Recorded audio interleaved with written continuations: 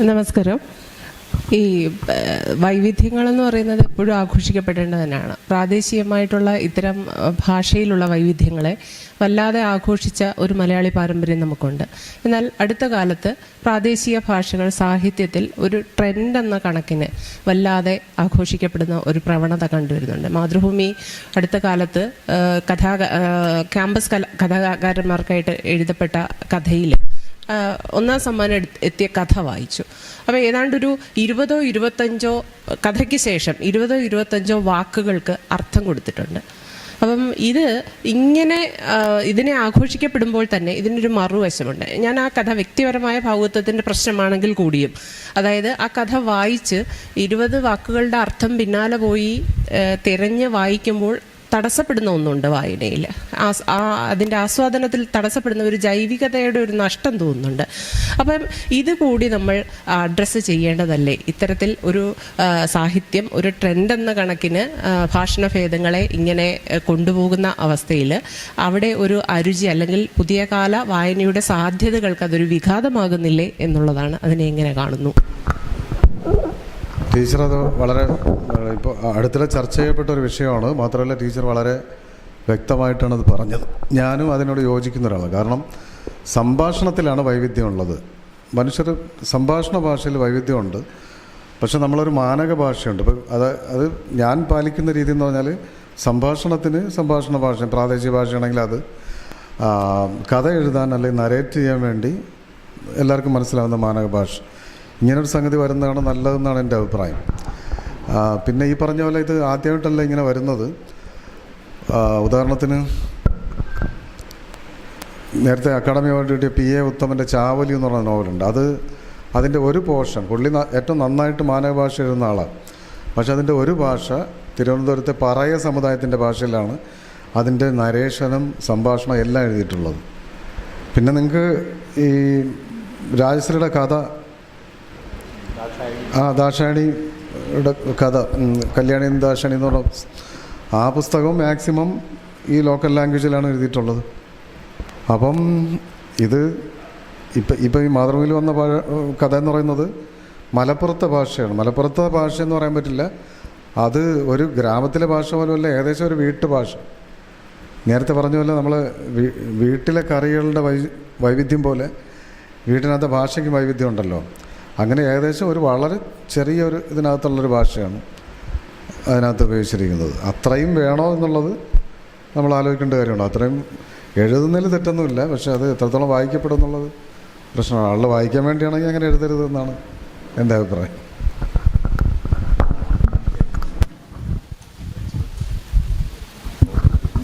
Sir നേരത്തെ പറഞ്ഞു റെയിൽവേയിൽ വായിൽ നോക്കുമ്പോഴാണ് കഥകൾ കൂടുതൽ എഴുതുന്നതെന്ന്. പക്ഷേ നമുക്ക് തോന്നുന്നു സമ്പർക്കക്രാന്തി എന്ന് പറയുന്ന ഒരു പുസ്തകം അത് വെറുതെ ഒരു വായിൽ നോട്ടത്തിൽ നിന്ന് ഉണ്ടാവുന്നതല്ല. വളരെയധികം ഇന്ത്യൻ ഗ്രാമങ്ങളിലെ അല്ലെങ്കിൽ ഇപ്പോൾ നമ്മുടെ വളരെ പൊളിറ്റിക്കലായുള്ള ഒരു നിലപാട് മുമ്പോട്ട് വയ്ക്കുന്ന പുസ്തകങ്ങൾ. അതേപോലെ ചോല എന്ന് പറയുന്ന കഥ മാതൃഭൂമി ആഴ്ച പതിപ്പിലെന്ന് തോന്നുന്നു വന്നത്. അത് അങ്ങനെയുള്ള കൃത്യമായ നിലപാടുകൾ പറയാൻ തന്നെ എഴുതുന്നതാണോ, അല്ല അങ്ങനെ ഒരു നിലപാട് മുമ്പോട്ട് വെച്ചുകൊണ്ടാണ് ഏകദേശം എല്ലാ എഴുത്തും? അങ്ങനെ അത് ബോധപൂർവം ചെയ്യുന്ന ഒരു പ്രവൃത്തിയാണോ എന്നാണ് ചോദ്യം.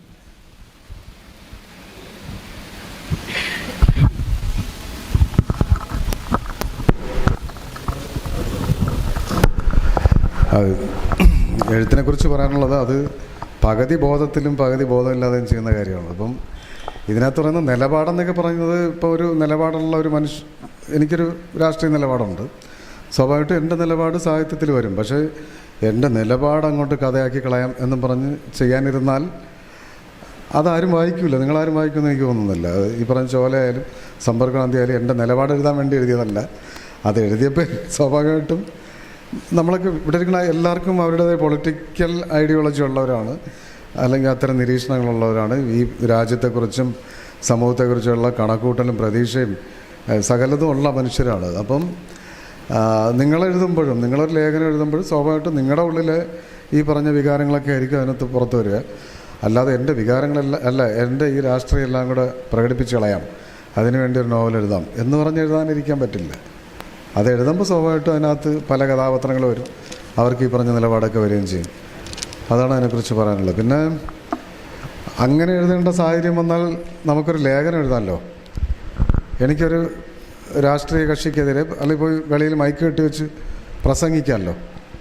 അത് കലയാവില്ല, അത് ആർട്ടല്ല. ആർട്ടിന് വേണ്ടിയുള്ളൊരു സംഗതി, അല്ലെങ്കിൽ അതിലേക്ക് വരുന്ന പൊളിറ്റിക്സ് ആർട്ടിൻ്റെ ഭാഗമായിരിക്കണം എന്നുള്ളതാണ്. അല്ലെങ്കിൽ അത് നിലനിൽക്കില്ല എന്ന് മനസ്സിലാക്കും.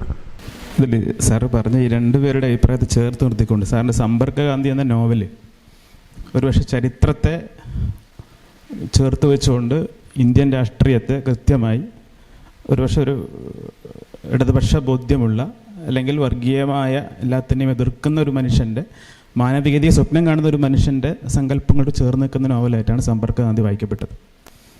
ചരിത്രത്തെയാണ് ഒരു പക്ഷേ ഒരു പരിധി വരെ അതിനകത്തേക്ക് ആ നോവലിൻ്റെ വളർച്ചയിലും വികാസത്തിലും കൂട്ടുപിടിച്ചത്. ഇപ്പം ഏറ്റവും അവസാനം വന്ന സ്നോ ലോട്ടസ് എന്ന നോവലും തപോമയുടെ അച്ഛൻ, ഈ രണ്ട് നോവലും, ഈ മൂന്ന് നോവൽ എടുത്തു വെച്ച് കഴിഞ്ഞാൽ ഒരു പ്രത്യേകതയായിട്ട് നമുക്ക് ഫീൽ ചെയ്തു, വായനക്കാരന് ഫീൽ ചെയ്തത് എവിടെയൊക്കെയോ നമ്മുടെ ചരിത്രത്തിൽ രേഖപ്പെടുത്താതെ പോയ വംശീയ കലാപങ്ങളുടെയും അല്ലെങ്കിൽ നിലവിൽ നടന്ന കുറേ സംഭവങ്ങളെ ഇതിനോട് കണ്ണു ചേർത്തുകൊണ്ട് അതിനെ ഏറ്റവും ഭാവനാത്മകമായി വികസിപ്പിക്കുന്ന തരത്തിലേക്ക് യാഥാർത്ഥ്യത്തെയും അതോടൊപ്പം തന്നെ ഭാവനയും ചേർത്തുകൊണ്ട് നോവലിനെ ജനഹൃദയങ്ങളിലേക്ക് എത്തിക്കുന്ന ഒരു സ്ട്രാറ്റജി ഈ മൂന്ന് നോവലിൽ ഒരുപോലെ കാണാൻ സാധിച്ചിട്ടുണ്ട്. അങ്ങനെ പറയുമ്പോൾ നേരത്തെ സാറ് പറഞ്ഞൊരു പോയിന്റിൽ ഞാൻ ഒന്നുകൂടെ തൊടുന്നു. ഭാഷയിൽ ഏതാണ് ഭാഷ? ഭാഷയിൽ ആധിപത്യമുണ്ടോ സാഹിത്യത്തിൽ? സാറ് പറയുന്ന പ്രാദേശിക ഭാഷകൾ ഒരുപക്ഷെ ഭാഷയുടെ വളർച്ചയ്ക്ക് സഹായകരമാണ്. രാജശ്രീയുടെ അല്ലേ കല്യാണി ദാശാണി എന്ന പേരായ രണ്ട് സ്ത്രീകളുടെ കഥ എന്ന് പറഞ്ഞാൽ എനിക്ക് തോന്നുന്നു കണ്ണൂരാണ്. കണ്ണൂർ, കാസർഗോഡ്, കണ്ണൂർ തലശ്ശേരി ഭാഗത്തുള്ള സാധാരണ ഭാഷയുടെ ഒരു പരിച്ഛേദ നോവലിനകത്ത് കാണാൻ കൃത്യമായിട്ട്. അതോടൊപ്പം തന്നെ കാസർഗോഡ് വരുന്ന മിക്ക നോവലുകളും കാസർഗോഡ് ഭാഷയുടെ മരണവംശം ഉൾപ്പെടെ നോവലുകൾ കാസർഗോഡ് ഭാഷയുടെ ഒരു പരിച്ഛേദം കാണാം. ശരിക്കും നിലവിലുള്ള സാഹിത്യ രൂപങ്ങളെ നമ്മൾ അംഗീകരിക്കുന്ന പല സാഹിത്യ രൂപങ്ങളും സാഹിത്യത്തിലെ ഭാഷയുടെ ഹൈറാർക്കി പ്രകടിപ്പിക്കുന്നുണ്ട്. നമ്മൾ കൊണ്ടാടപ്പെട്ട, നമ്മൾ ആഘോഷിച്ച പല നോവലുകളും പല സാഹിത്യ രൂപങ്ങളും ഭാഷയുടെ ചില പ്രത്യേക സ്ഥലങ്ങളിലെ ഭാഷയുടെ ഹൈറാർക്കി ഉള്ളത്. അതാണ് ശരിയായ സാഹിത്യ ഭാഷ എന്ന രൂപത്തിലേക്ക് പലതരത്തിലുള്ള ചർച്ചകളും വന്നിട്ടുണ്ട്. ഫ്രാൻസിസ് നെറോണ ഒരു KLF വന്ന് പ്രസംഗിച്ചപ്പോൾ അയാൾ പറഞ്ഞൊരു പോയിന്റ് ഉണ്ട് ഇതിനകത്ത്, ഇത് ചേർത്ത് വെച്ചുകൊണ്ട്. ഞാൻ എഴുതുന്നത് ഭാഷയുടെ ഈ വരേണ്യവൽക്കരണത്തിനെതിരെയാണ്. സാഹിത്യത്തിലും ഭാഷയുടെ വരേണ്യവൽക്കരണമുണ്ട്, അതിനെതിരെയാണ് എൻ്റെ എഴുത്ത് എന്ന് കക്കുകൾ എഴുതിയ അസനയുടെ സുവിശേഷം എഴുതിയ നെറോണ അവിടെ ഒരു സാഹിത്യകാരൻ പ്രഖ്യാപിക്കുമ്പോൾ ശരിക്കും ഇതെല്ലാം ചേർത്ത് വളരേണ്ടതല്ലേ സാഹിത്യം എന്നൊരു ചർച്ചയാണ് എൻ്റെ അങ്ങനെയാണ് ഒരു വായനക്കാരെന്ന് എനിക്ക് തോന്നിയിട്ടുള്ളത്. സാറിപ്പോൾ പറഞ്ഞിട്ട് ഒരു പോയിന്റ് എന്ന് പറയുന്നത് മാനക ഭാഷയിൽ എഴുതാണ് കൂടുതൽ നല്ലത്. ഞാൻ വിയോജിക്കുന്നു പൂർണ്ണമായും. മാനക ഭാഷയിൽ എഴുത്ത് മോശം അർത്ഥത്തിലല്ല, നമ്മുടെ എല്ലാ പ്രാദേശിക ഭാഷകളെയും വികസിപ്പിക്കേണ്ടതുണ്ട്. ഇപ്പം നമ്മുടെ ഒരു ഭാവനയിലൂടെ വളർന്ന ഒരു നോവൽ വികാസത്തിൽ നിന്നുകൊണ്ട് ചരിത്രത്തെയും കൂട്ടുപിടിക്കുമ്പോൾ അതൊരു ആഖ്യാന തന്ത്രമാണ്. ചരിത്രത്തെ കൂട്ടുപിടിക്കുക എന്നുള്ളത് ഇപ്പോഴത്തെ നോവലിൻ്റെ ഒരു ആഖ്യാന തന്ത്രമാണ്. ഇപ്പോൾ മരണവംശമായാലും ആലോഹനായാലും പ്രാദേശികമായ ചില ചരിത്രങ്ങളെയാണ് കൂട്ടുപിടിക്കുന്നത്. നോക്കി ഇറങ്ങി അടുത്ത കാലത്ത് ഇറങ്ങി മിക്ക നോവലുകളും ഇങ്ങനൊരു സാധനത്തിനെ കാണും. അത് സാഹിത്യത്തിൻ്റെ വളർച്ചയായിട്ട് കാണാൻ ആഗ്രഹിക്കുന്നു ഞാൻ. അതുപോലെ സാഹിത്യത്തിൽ ഇത്തരം പുതിയ ഭാഷകൾ അല്ലെങ്കിൽ പ്രാദേശിക ഭാഷകൾ സാഹിത്യത്തിൻ്റെ ഭാഷയിലേക്ക് വരുമ്പോൾ അത് ഭാഷയുടെ വളർച്ചയായിട്ട് കാണാനുള്ള ഒരു മാനവിക ബോധം നമ്മൾ സൂക്ഷിക്കേണ്ടതില്ല എന്ന് ഒരു വായനക്കാരൻ എന്ന നിലയിൽ എൻ്റെ ഒരു സംശയമാണ്. സാർ ഒന്ന് വിശദീകരിച്ചത്. ആദ്യം തന്നെ സാറ് പറഞ്ഞതിലൊരു തിരുത്തി ഞാൻ വരുത്തട്ടെ. അതായത് മാനക ഭാഷയിലാണ് എഴുതുന്നത് നല്ലതെന്നല്ല ഞാൻ പറഞ്ഞത്. നമുക്ക് ഞാൻ എൻ്റെ രീതി പറഞ്ഞാണ് സംഭാഷണ ഭാഷയിലും നരേഷൻ പൊതുഭാഷയിലും എഴുതുക എന്നുള്ളതാണ് സംഗതി. മാനക ഭാഷ ലോകത്ത് ഒരു ഭാഷയിലും മാനക ഭാഷ സംസാരിക്കുന്നില്ല. അതിൻ്റെ ഏറ്റവും ക്ലാസിക്കൽ എക്സാമ്പിൾ ഹിന്ദി എന്ന് പറയുന്ന ഭാഷയാണ്. ഹിന്ദി നമ്മൾ സ്കൂളിൽ പഠിക്കുന്ന ഹിന്ദി ലോകത്ത് ഒരിടത്തും സംസാരിക്കുന്നില്ല. എനിക്ക് അത്യാവശ്യം ഹിന്ദി അറിയാം. ഞാൻ ആ നാടുകളിലേക്ക് സഞ്ചരിക്കുകയും അതിൻ്റെ ഒരുപാട് ഡയലക്ട്സുകൾ കേൾക്കുകയും ചെയ്തിട്ടുണ്ട്. അപ്പം ഇങ്ങനൊരു ഭാഷയില്ല. അതൊരു കൃത്രിമ ഭാഷയാണ് ഹിന്ദി എന്ന് പറയുന്നത്. നമ്മൾ ഈ മലയാളം എഴുതുന്ന പാഠപുസ്തകത്തിൽ നിങ്ങൾ പഠിപ്പിക്കുന്ന നിങ്ങളെ പാഠപുസ്തകത്തിലുള്ള ഭാഷ, നിങ്ങളല്ലെങ്കിൽ ചരിത്ര പുസ്തകം ഉണ്ടാക്കിയിരിക്കുന്ന, കെമിസ്ട്രി പുസ്തകം ഉണ്ടാക്കിയിരിക്കുന്ന അല്ലെങ്കിൽ മലയാളത്തിലെ ലേഖനങ്ങളുടെ ഭാഷയിൽ കേരളത്തിലെ ഒരു മനുഷ്യരും സംസാരിക്കുന്നില്ല. അത് നമ്മൾ അച്ചടിക്ക് വേണ്ടി ഉണ്ടാക്കിയെടുത്തൊരു ഭാഷയാണ്. ഞാൻ ഹിന്ദി ഉദാഹരണം പറയാൻ കാര്യം എന്ന് പറഞ്ഞാൽ ഇന്ത്യയിലെ വലിയ ഭാഷയാണ്.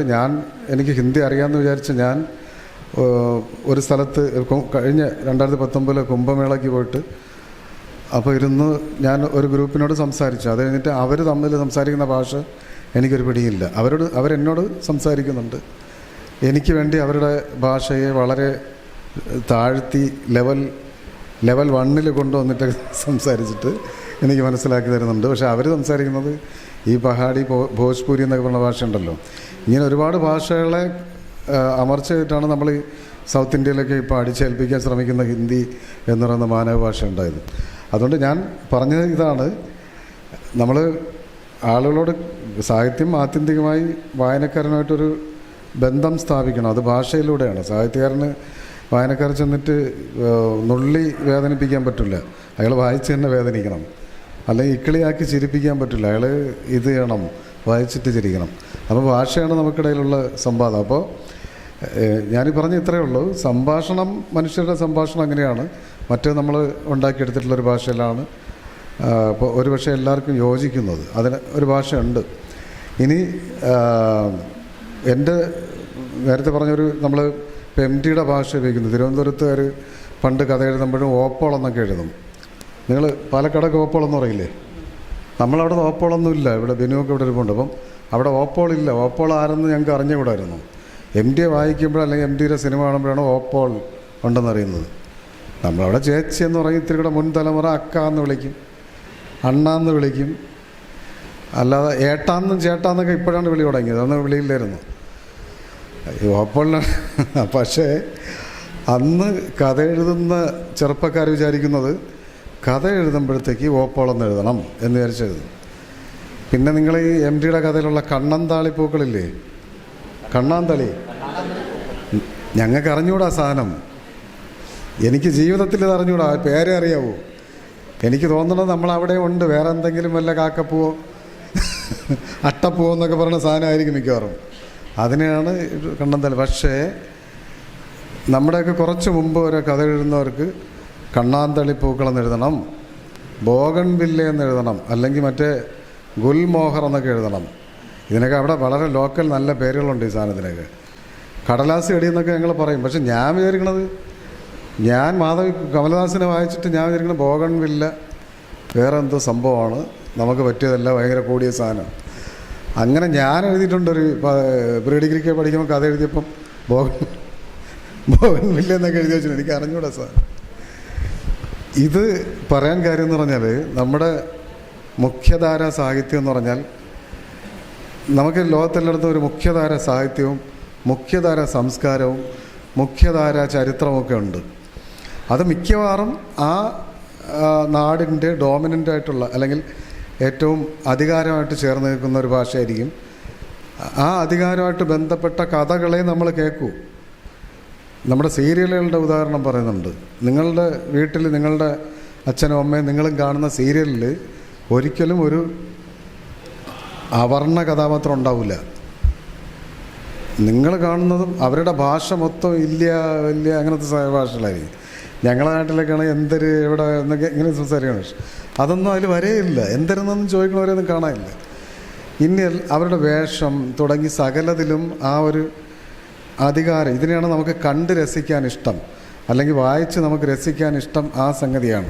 നമ്മളതല്ല, നമ്മൾ വേറൊന്നാണ്, നമ്മുടെ കൾച്ചറൽ ഉള്ളതല്ല. എന്നാൽ പോലും നമ്മൾ സ്വപ്നം കാണുന്നത് ആ സംഗതിയാണ്.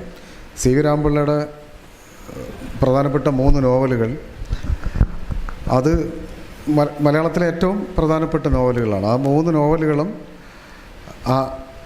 ആ രാജാക്കന്മാരുടെ കഥകളാണ്. അല്ലെങ്കിൽ അതിനോട് അധികാരത്തോട്, തിരുവിതാംകൂറിൻ്റെ രാജാധികാരത്തോട് ചേർന്ന് നിന്ന മനുഷ്യരുടെ കഥകളാണ്.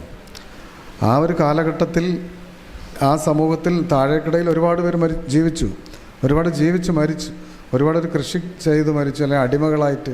അതൊന്നും ആ നോവലിൽ കടന്നു വന്നിട്ടില്ല. 19ാം നൂറ്റാണ്ട് അവസാനം ഉണ്ടായ ഇപ്പം ഇന്ദുലേഖ ആയിക്കോട്ടെ, ഈ പറഞ്ഞ നോവലുകളിലൊന്നും വന്നിട്ടില്ല. പിന്നീട് തകഴിയൊക്കെ എഴുതി തുടങ്ങിയപ്പോഴത്തേക്കാണ് സാധാരണ തോട്ടിപ്പണിക്കാരനും കൃഷിപ്പണിക്കാരനൊക്കെ കഥയിലേക്ക് കടന്നു വന്നത്. ഇങ്ങനെ അധികാരത്തോട് ചേർന്നിട്ടാണ് മുഖ്യധാര ചരിത്രവും സംസ്കാരവും മറ്റേ ഈ പറഞ്ഞ സാഹിത്യവും കലയും ഒക്കെ. നമ്മൾ കേരളത്തിൻ്റെ തനത് കല എന്ന് പറയുമ്പോൾ നമ്മൾ പെട്ടെന്ന് എന്തോ വരും, കഥകളി വരും, കേരള ഗാനം എന്നൊക്കെ പറയും. ഇത് വളരെ മൈന്യൂട്ടായ കേരള സമൂഹത്തിൻ്റെ ഒരു 4 കോടി ജനസംഖ്യ ഉണ്ടെങ്കിൽ അതിലിപ്പം നാരായണ മാഷിനെ പോലെ ഒരു 150 പേർക്ക് മാത്രം അറിയാമെന്നുള്ള സംഗതിയാണ് നമ്മൾ കേരളത്തിൻ്റെ തനത് കല എന്നുള്ള സാധനം. എനിക്കറിഞ്ഞുകൂടാ. ഞാനത് പോയി കുറേ നേരം അന്തം വിട്ട് ഇങ്ങനെ നമ്മളവിടെ ക്ഷേത്രത്തിന് നടത്തും. കുറേ നേരം നമുക്ക് മനസ്സിലാവില്ല. കാരണം ഇത് ഭയങ്കര സാങ്കേതികമായ സാധനമാണ്.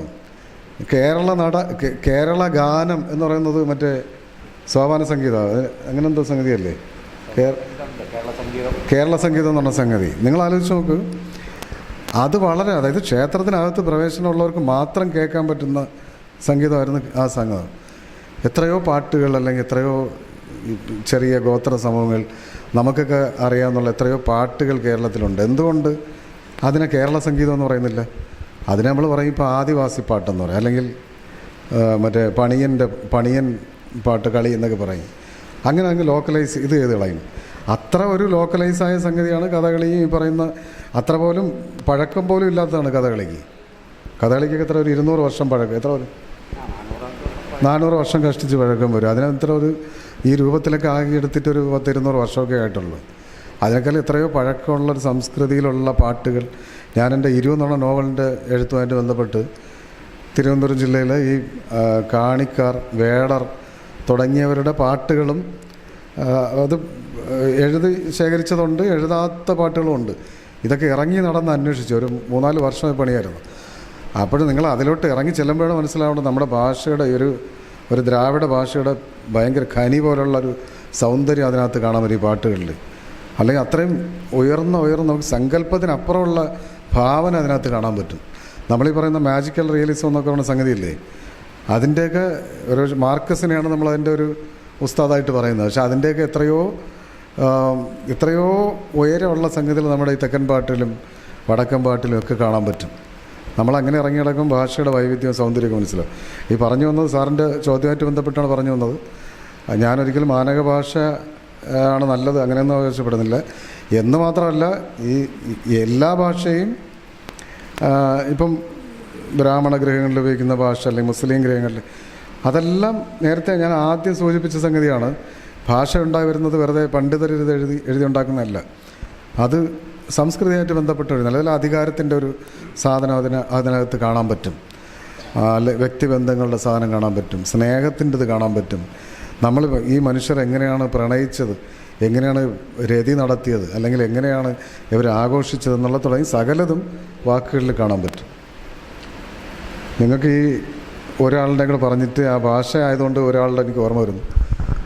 ഒരു ആഫ്രിക്കൻ റൈറ്ററുണ്ട്, അയാളുടെ പേര് ngógi wa thiong'o എന്നാണ്. ngógi wa thiong'o നിങ്ങൾ വെറുതെ ഗൂഗിളിൽ സെർച്ച് ചെയ്താൽ മനസ്സിലാവും. ഒരു സെക്കൻഡ്. ഗിക്കുയു എന്ന് പറയുന്നൊരു ഭാഷയിൽ ആണ് അദ്ദേഹത്തിൻ്റെ ഭാഷ. പക്ഷേ അദ്ദേഹം ഇംഗ്ലീഷിലെ പ്രധാനപ്പെട്ട റൈറ്ററായിരുന്നു. പലപ്പോഴും ബൂക്കർ പ്രൈസിന് നോമിനേറ്റ് ചെയ്ത് കിട്ടാതെ വന്ന ആളാണ്. അദ്ദേഹം ഒരു ഘട്ടത്തിൽ ഒരു 10 വർഷം മുന്നേ ഇംഗ്ലീഷിൽ എഴുതുന്നത് സ്റ്റോപ്പ് ചെയ്തു. എന്നിട്ട് അദ്ദേഹത്തിൻ്റെ ഗിക്കുയു എന്ന ഭാഷയിലേക്ക് എഴുത്ത് മാറ്റി. ഗിക്കുയു എന്ന് പറഞ്ഞാൽ ഏകദേശം ഇപ്പോൾ സംസാരിക്കുന്ന ആളുടെ എണ്ണം ഒരു 100-നകത്താണ്. അതിന് ലിപി പോലും ഇല്ല. അങ്ങനെ ഒരു ഭാഷയിലേക്ക് അദ്ദേഹം എഴുത്ത് മാറ്റിയപ്പോൾ അതുകൊണ്ട് ഈ പത്രക്കാർ ചോദിച്ചു, എന്താണ് താങ്കൾ ഇങ്ങനെ ചെയ്യാൻ കാര്യം എന്ന് ചോദിച്ചു. പറഞ്ഞു, ഇംഗ്ലീഷ് ആർക്കും എഴുതാം, ഇംഗ്ലീഷ് എല്ലാവർക്കും ഉണ്ട്. ഞാൻ എഴുതിയില്ലെങ്കിലും ഇംഗ്ലീഷിനൊന്നും സംഭവിക്കില്ല. പക്ഷേ ഗിക്കുയു അറിയാമെന്നുള്ള ലോകത്തിലെ 100 പേരിൽ ഒരാൾ ഞാനാണ്. ഞാൻ എഴുതിയില്ലെങ്കിൽ ആ ഭാഷ മരിച്ചു പോകും. ngógi wa thiong'o ഉണ്ടായിരുന്നു. ഏത് ക്ലാസ്സിലുണ്ടായിരുന്നു? ഹൈസ്കൂളിലുണ്ടായിരുന്നു. എനിക്കൊരു ആദ്യത്തെ അറിവാണ്. പക്ഷേ അത് ഉൾപ്പെടുത്താൻ തോന്നിയ പാഠപുസ്തക കമ്മിറ്റിയെ തീർച്ചയായിട്ടും അഭിനന്ദിക്കേണ്ടിയിരിക്കുന്നു. സർ നമസ്കാരം. കുറേ കാലമായിട്ട് കാണാൻ ആഗ്രഹിക്കുന്ന ആളാണ്, FBയിലൊക്കെ കാണുന്ന ആളാണ്. ഇന്ന് രാവിലെ ഇപ്പോൾ ഞാൻ മാതൃഭൂമി പേപ്പറും മാസികയും കൂടി വരുമ്പോൾ അതിലിങ്ങനെ സസ്തനി കിടക്കുന്നുണ്ട്, വായിക്കാതെ പോകുന്നു. ഒരു നല്ല ചിത്രമൊക്കെ കാണാണ്ട് ഇങ്ങനെ ഒരു കാളിയുടെ എന്തൊക്കെ ഒരു രൂപത്തിൻ്റെ അതിന് മറിച്ച് നോക്കി പോകുന്നു. അങ്ങനെ പിന്നെ സാറിനോട് നന്ദി പറയാനുള്ളത്, എൻ്റെ ആദ്യത്തെ പുസ്തകത്തിൻ്റെ കഥാസമാഹാരത്തിൻ്റെ കവർ പേജ് സാറാണെന്ന് FBയിൽ പ്രകാശനം ചെയ്ത്. അതിനെന്തായാലും ഒരു അക്ഷരദീപത്തിൻ്റെ ഒരു മികച്ച വായനക്കാർ കൂടുതൽ ഇഷ്ടപ്പെടുന്നൊരു കൃതികളൊരു അവാർഡ് ഇപ്പോൾ കിട്ടി കഴിഞ്ഞ മാസം. എന്തായാലും അതങ്ങനെ പോട്ടെ. പിന്നെ ഞാൻ എപ്പോഴും നിലപാടുകളാണ് ശ്രദ്ധിക്കുക. ടീച്ചർ പിന്നെ പറഞ്ഞു നിലപാടുകളെക്കുറിച്ച്. അപ്പോൾ എന്തിനെക്കുറിച്ചായിട്ടല്ല, ഇപ്പോൾ ഇരുവിനൊക്കെ വേണ്ടിയിട്ട് ഒരുപാട് പഠനം നടത്തിയതായി കാണുന്നുണ്ട്, ഗോത്രവർഗ്ഗങ്ങളിലേക്കൊക്കെ പോയിട്ട്. അതുപോലെ ഗുരുദേവൻ്റെ ദർശനങ്ങളിലൂടെ വായിക്കുമ്പോൾ അതിൻ്റെ ആഴം നമുക്ക് കുറച്ച് വായിച്ചാൽ തന്നെ അതിൻ്റെ ആഴം നമുക്ക് മനസ്സിലാക്കാം. സാറപ്പോൾ ഇതിനൊക്കെ ഒരുപാട് പഠനം നടത്തുന്നുണ്ട്. അപ്പോൾ ഈ TTയുടെ ഒരു പരിപാടിയും റെയിൽവേ ഒരു ജോലിയും ഇത്രയും ആഴത്തിൽ പോയിട്ട് കൃതികളിലേക്ക് പോകാൻ, ഏതോ ആയിക്കോട്ടെ, നരോദപാട്ടി ആയിക്കോട്ടെ, ഇരു ആയിക്കോട്ടെ, അടി ആയിക്കോട്ടെ, ഏതോ ആയിക്കോട്ടെ, സമ്പർക്രാന്തി ആയിക്കോട്ടെ, അതിൻ്റെ ഓരോന്നിനുള്ള തീം പ്ലോട്ട് ഇടുന്നത് വളരെ ആഴത്തിലാണ്. കാരണം അത് നേരിട്ട് നിന്നിട്ട് അവിടെ അനുഭവിക്കുന്ന രീതിയിലാണിത്. അപ്പോൾ ഇതിന് ഒരുപാട് സമയം വേണ്ടി വരില്ല എന്നാണ്. നമ്മളൊക്കെ എഴുതാൻ കുറച്ച് കഷ്ടപ്പെടുന്ന കഷ്ടപ്പാട് വളരെ ഇതാണ്. അപ്പോൾ ഇതിന് സമയം കണ്ടെത്താൻ വേണ്ടിയിട്ട് സുഭാഷ് ചന്ദ്രനൊക്കെ പോയി ഇരിക്കണ മാതിരി കുറേ മാസങ്ങൾ അങ്ങോട്ട് പോയിരിക്കുമോ, അതോ അതാണ് ഒന്ന് അറിയാനുള്ളത്. എങ്ങനെയാണ് ഈ എഴുത്തിനുള്ള സമയം കണ്ടെത്തൽ, റിസർച്ചിന് സമയം കണ്ടെത്തൽ? രണ്ടാമത് എഴുത്തിലേക്ക് വന്ന വഴികളൊന്ന് ജസ്റ്റ് ഒന്ന് പറഞ്ഞാൽ നല്ലത്. ആദ്യം സമയത്തിൻ്റെ കാര്യം പറയാം. സമയം എന്ന് പറഞ്ഞാൽ നിങ്ങൾക്ക് എല്ലാവർക്കും ഒരു ടൈം മാനേജ്മെൻ്റ് ഉണ്ട് ഇല്ലേ? അത് നമ്മളുടെ പ്രയോറിറ്റി എന്ന് പറഞ്ഞാൽ നമ്മുടെ ഇഷ്ടമാണ് അതിൻ്റെ അടിസ്ഥാനം, നമ്മുടെ താല്പര്യമാണ് നമ്മുടെ അടിസ്ഥാനം എന്ന് പറയുന്ന സാധനം. നമുക്ക് വായിക്കണമെന്ന് വിചാരിച്ചാൽ നമ്മൾ ബാക്കി കാര്യങ്ങൾ മാറ്റി വെച്ച് വായിക്കും. നമുക്ക് സിനിമയ്ക്ക് പോകണമെന്ന് വെച്ചാൽ നമ്മളത് ചെയ്യും. ഇവിടെ ഇപ്പോൾ നിങ്ങളീ വന്നിരിക്കുന്നത് ഏറെക്കുറെ നിങ്ങൾ നിർബന്ധിതരായി വന്നിരിക്കുന്നതാണ് ഈ സ്ഥലം. അപ്പം അങ്ങനെ നിർബന്ധിതരാകുന്നൊരു സാഹചര്യത്തിൽ നിങ്ങൾ അത് ചെയ്തിരിക്കും. നിങ്ങളെ വീട്ടിൽ ഇന്ന് നിങ്ങൾ ഉണ്ടായിരുന്നെങ്കിൽ നിങ്ങൾ വീട്ടിൽ ഒരുപാട് കാര്യങ്ങൾ ചെയ്യുമായിരുന്നു. ഇപ്പം അതൊന്നും നിങ്ങൾ ചെയ്യുന്നില്ല, പക്ഷേ വീട് സുഖമായിട്ട് നടക്കുന്നുണ്ട്. ഈ ഒരു തീരുമാനവും ചിന്തയും എടുത്തു കഴിഞ്ഞാൽ ഒരു പ്രശ്നമില്ല. കാര്യം നമ്മളില്ലെങ്കിലും ബാക്കി കാര്യങ്ങൾ ലോകത്ത് നടന്ന് പോയിക്കൊണ്ടിരിക്കും. അതുകൊണ്ട് നമ്മൾ അത്ര ഇമ്പോർട്ടൻ്റ് പേഴ്സണല്ല. നമുക്കൊരു ലൈഫുണ്ട്. അത് ഒരിക്കലും 150 വർഷം ആയുസ്സുള്ളവരല്ല നമ്മൾ കഷ്ടിച്ച് 10-70 വയസ്സിലൊക്കെ എത്തിയാലായി, അല്ലെങ്കിൽ 80 വയസ്സിലെത്തിയാലായി. ഇതിൽ ഒരു പ്രായം വരെ നമുക്ക് വരുമാനമൊന്നുമില്ല. നമ്മൾ വീട്ടുകാരെ ആശ്രയിച്ചു. ഒരു പ്രായം കഴിയുമ്പോൾ നമുക്ക് ആരോഗ്യവുമില്ല. ആകെ കിട്ടുന്ന ഒരു പീരീഡ് എന്ന് പറഞ്ഞൊരു 40 വർഷമായിരിക്കും. ഈ വർഷങ്ങളാണ് നമ്മളെ സംതൃപ്തനായിട്ട് ഈ ഭൂമിയിൽ നിന്ന് മടങ്ങിപ്പോണോ അല്ലെങ്കിൽ വേണ്ടേ എന്ന് തീരുമാനിക്കുന്നത്. അവസാനം ചെന്നിരുന്നിട്ടും കരഞ്ഞ് മരിക്കാൻ ഒരു ഇടവരരുത്.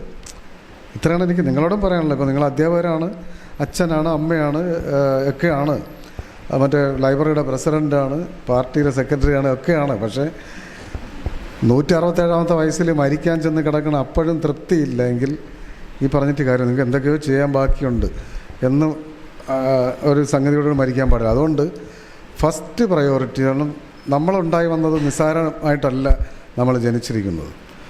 വെറുതെ നിങ്ങൾ ആലോചിച്ച് നോക്കിയാൽ മതി. ഒരു കഴിഞ്ഞ നൂറ്റാണ്ടിൽ, കഴിഞ്ഞ 1920കളിൽ സ്പാനിഷ് ഫ്ലൂ ഉണ്ടായി. സ്പാനിഷ് ഫ്ലൂവിൽ ലക്ഷക്കണക്കിന് ആളുകൾ മരിച്ചുപോയി.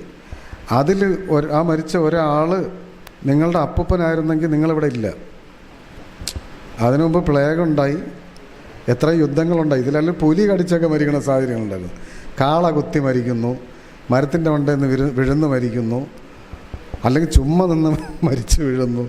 ഇങ്ങനെയൊക്കെ മരിച്ച ഒരാളാണ് നിങ്ങളുടെ അപ്പൂപ്പനെങ്കിൽ, അമ്മമ്മയെങ്കിൽ നിങ്ങളിപ്പോൾ ഇല്ല.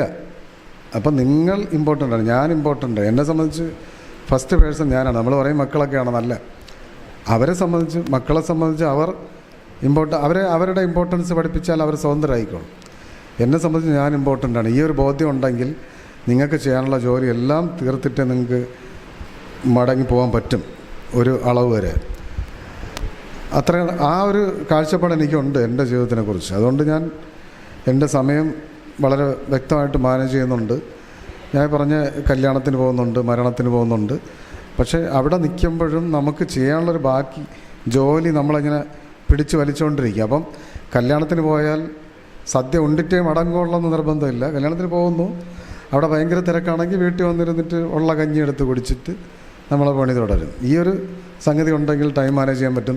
നിങ്ങൾക്ക് 10,000 പേജുള്ള നോവലോ എഴുതാനോ, അല്ലെങ്കിൽ 12 മണിക്കൂറുള്ള, അല്ലെങ്കിൽ 66 മണിക്കൂറുള്ള വെബ് സീരീസ് കാണാനോ ഒക്കെ നിങ്ങൾക്ക് സമയം കിട്ടും. അതാണ് ടൈം മാനേജ്മെൻറ്റിനെ കുറിച്ച് പറയാനുള്ളത്. വേറെന്താ സാറ് ചോദിച്ചു? എഴുത്തിലേക്ക് വന്ന വഴി എന്ന് പറഞ്ഞാൽ എനിക്ക് അങ്ങനെ എഴുത്തിൽ പാരമ്പര്യമുള്ള കുടുംബമൊന്നുമല്ല. പക്ഷേ എൻ്റെ വീട്ടിൽ കഥ പറയുന്ന മനുഷ്യരുണ്ടായിരുന്നു. എൻ്റെ അപ്പൂപ്പനൊരു ഭയങ്കര കഥ പറച്ചിലുകാരനായിരുന്നു. അപ്പം ഈ കഥ പറച്ചിലെന്ന് പറഞ്ഞാൽ കഥയ്ക്കൊക്കെ ഒരു പരിധി ഉണ്ടല്ലോ. ഇപ്പോൾ സാറിന് അറിഞ്ഞ ഒരു 1000 കഥ അറിയായിരിക്കും. 1000 കഥയും പറഞ്ഞു കഴിഞ്ഞാൽ സ്റ്റോക്ക് തീർന്നു. അപ്പോൾ അപ്പൂപ്പൻ്റെ സ്റ്റോക്ക് ഒരു ദിവസം തീർന്നു പോയി. അപ്പോൾ ഞങ്ങളെല്ലാം വളച്ചിരുത്തുകയും ചെയ്ത് ഒരു 10-15 കഥ ഇത് പറഞ്ഞു തരാമെന്ന് പറഞ്ഞിട്ട് പറഞ്ഞു തരാം. അപ്പം നമ്മൾ പറഞ്ഞു അത് കഴിഞ്ഞു, അത് നേരത്തെ പറഞ്ഞു തന്നെന്ന് പറഞ്ഞു. അപ്പോഴത്തേക്ക് അപ്പം ഇങ്ങനെ മുകളിലോട്ട് നോക്കി. മുകളിലോട്ട് ഞങ്ങൾ കുറേ പേരുണ്ട് കേട്ടോ, ഞങ്ങളെ കുടുംബത്തിൽ കുറേ പിള്ളേരുണ്ടായിരുന്നു.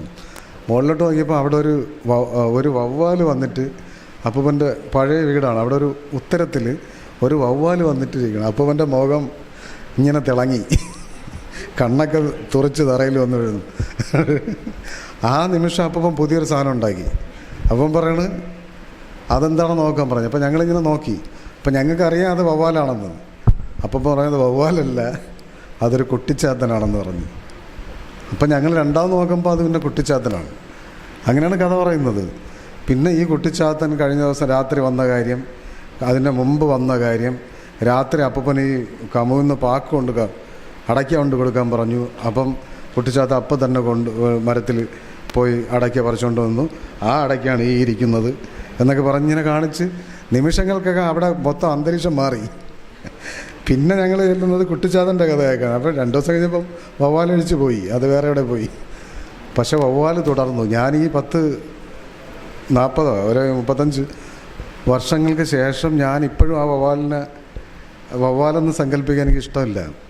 എനിക്കിപ്പോഴും അത് കുട്ടിച്ചാത്തനാണ്. അപ്പോൾ എൻ്റെ കസിൻസ്, കൊച്ചച്ഛൻ്റെ മക്കൾ, വലിയച്ഛൻ്റെ മക്കൾ, ഈ പിള്ളേർ, ഇവരെല്ലാം അവരൊക്കെ നമ്മളെക്കാളും പ്രായമുള്ളവരായി, നമ്മളടുത്ത പ്രായമുള്ളവരായി, വലിയ സർക്കാർ ഉദ്യോഗസ്ഥർ. അപ്പോൾ ഞങ്ങളൊക്കെ കൂടുമ്പോൾ ഒരു ദിവസം എൻ്റെ വലിയച്ഛൻ്റെ മോൻ പറഞ്ഞതാണ്, നമ്മൾ അവതാർ സിനിമയില്ലേ, അവതാർ സിനിമ കണ്ടപ്പോഴത്തേക്ക് ഞങ്ങൾക്ക് ഓർമ്മ വരേണ്ടത് അപ്പൂപ്പന്. കാരണം ഇതിനേക്കാളും ഭീകര സംഗതികൾ അപ്പൂപ്പൻ ഇങ്ങനെ വിവരിച്ചു തന്നിട്ടുണ്ട്. അപ്പോൾ അതാണ് ബേസ്. പിന്നെ അതായത് ചുമ്മാ തൂങ്ങിക്കിടക്കുന്ന ഒരു വവ്വാലിൽ നിന്ന് കഥ ഉണ്ടാക്കാൻ പറ്റും.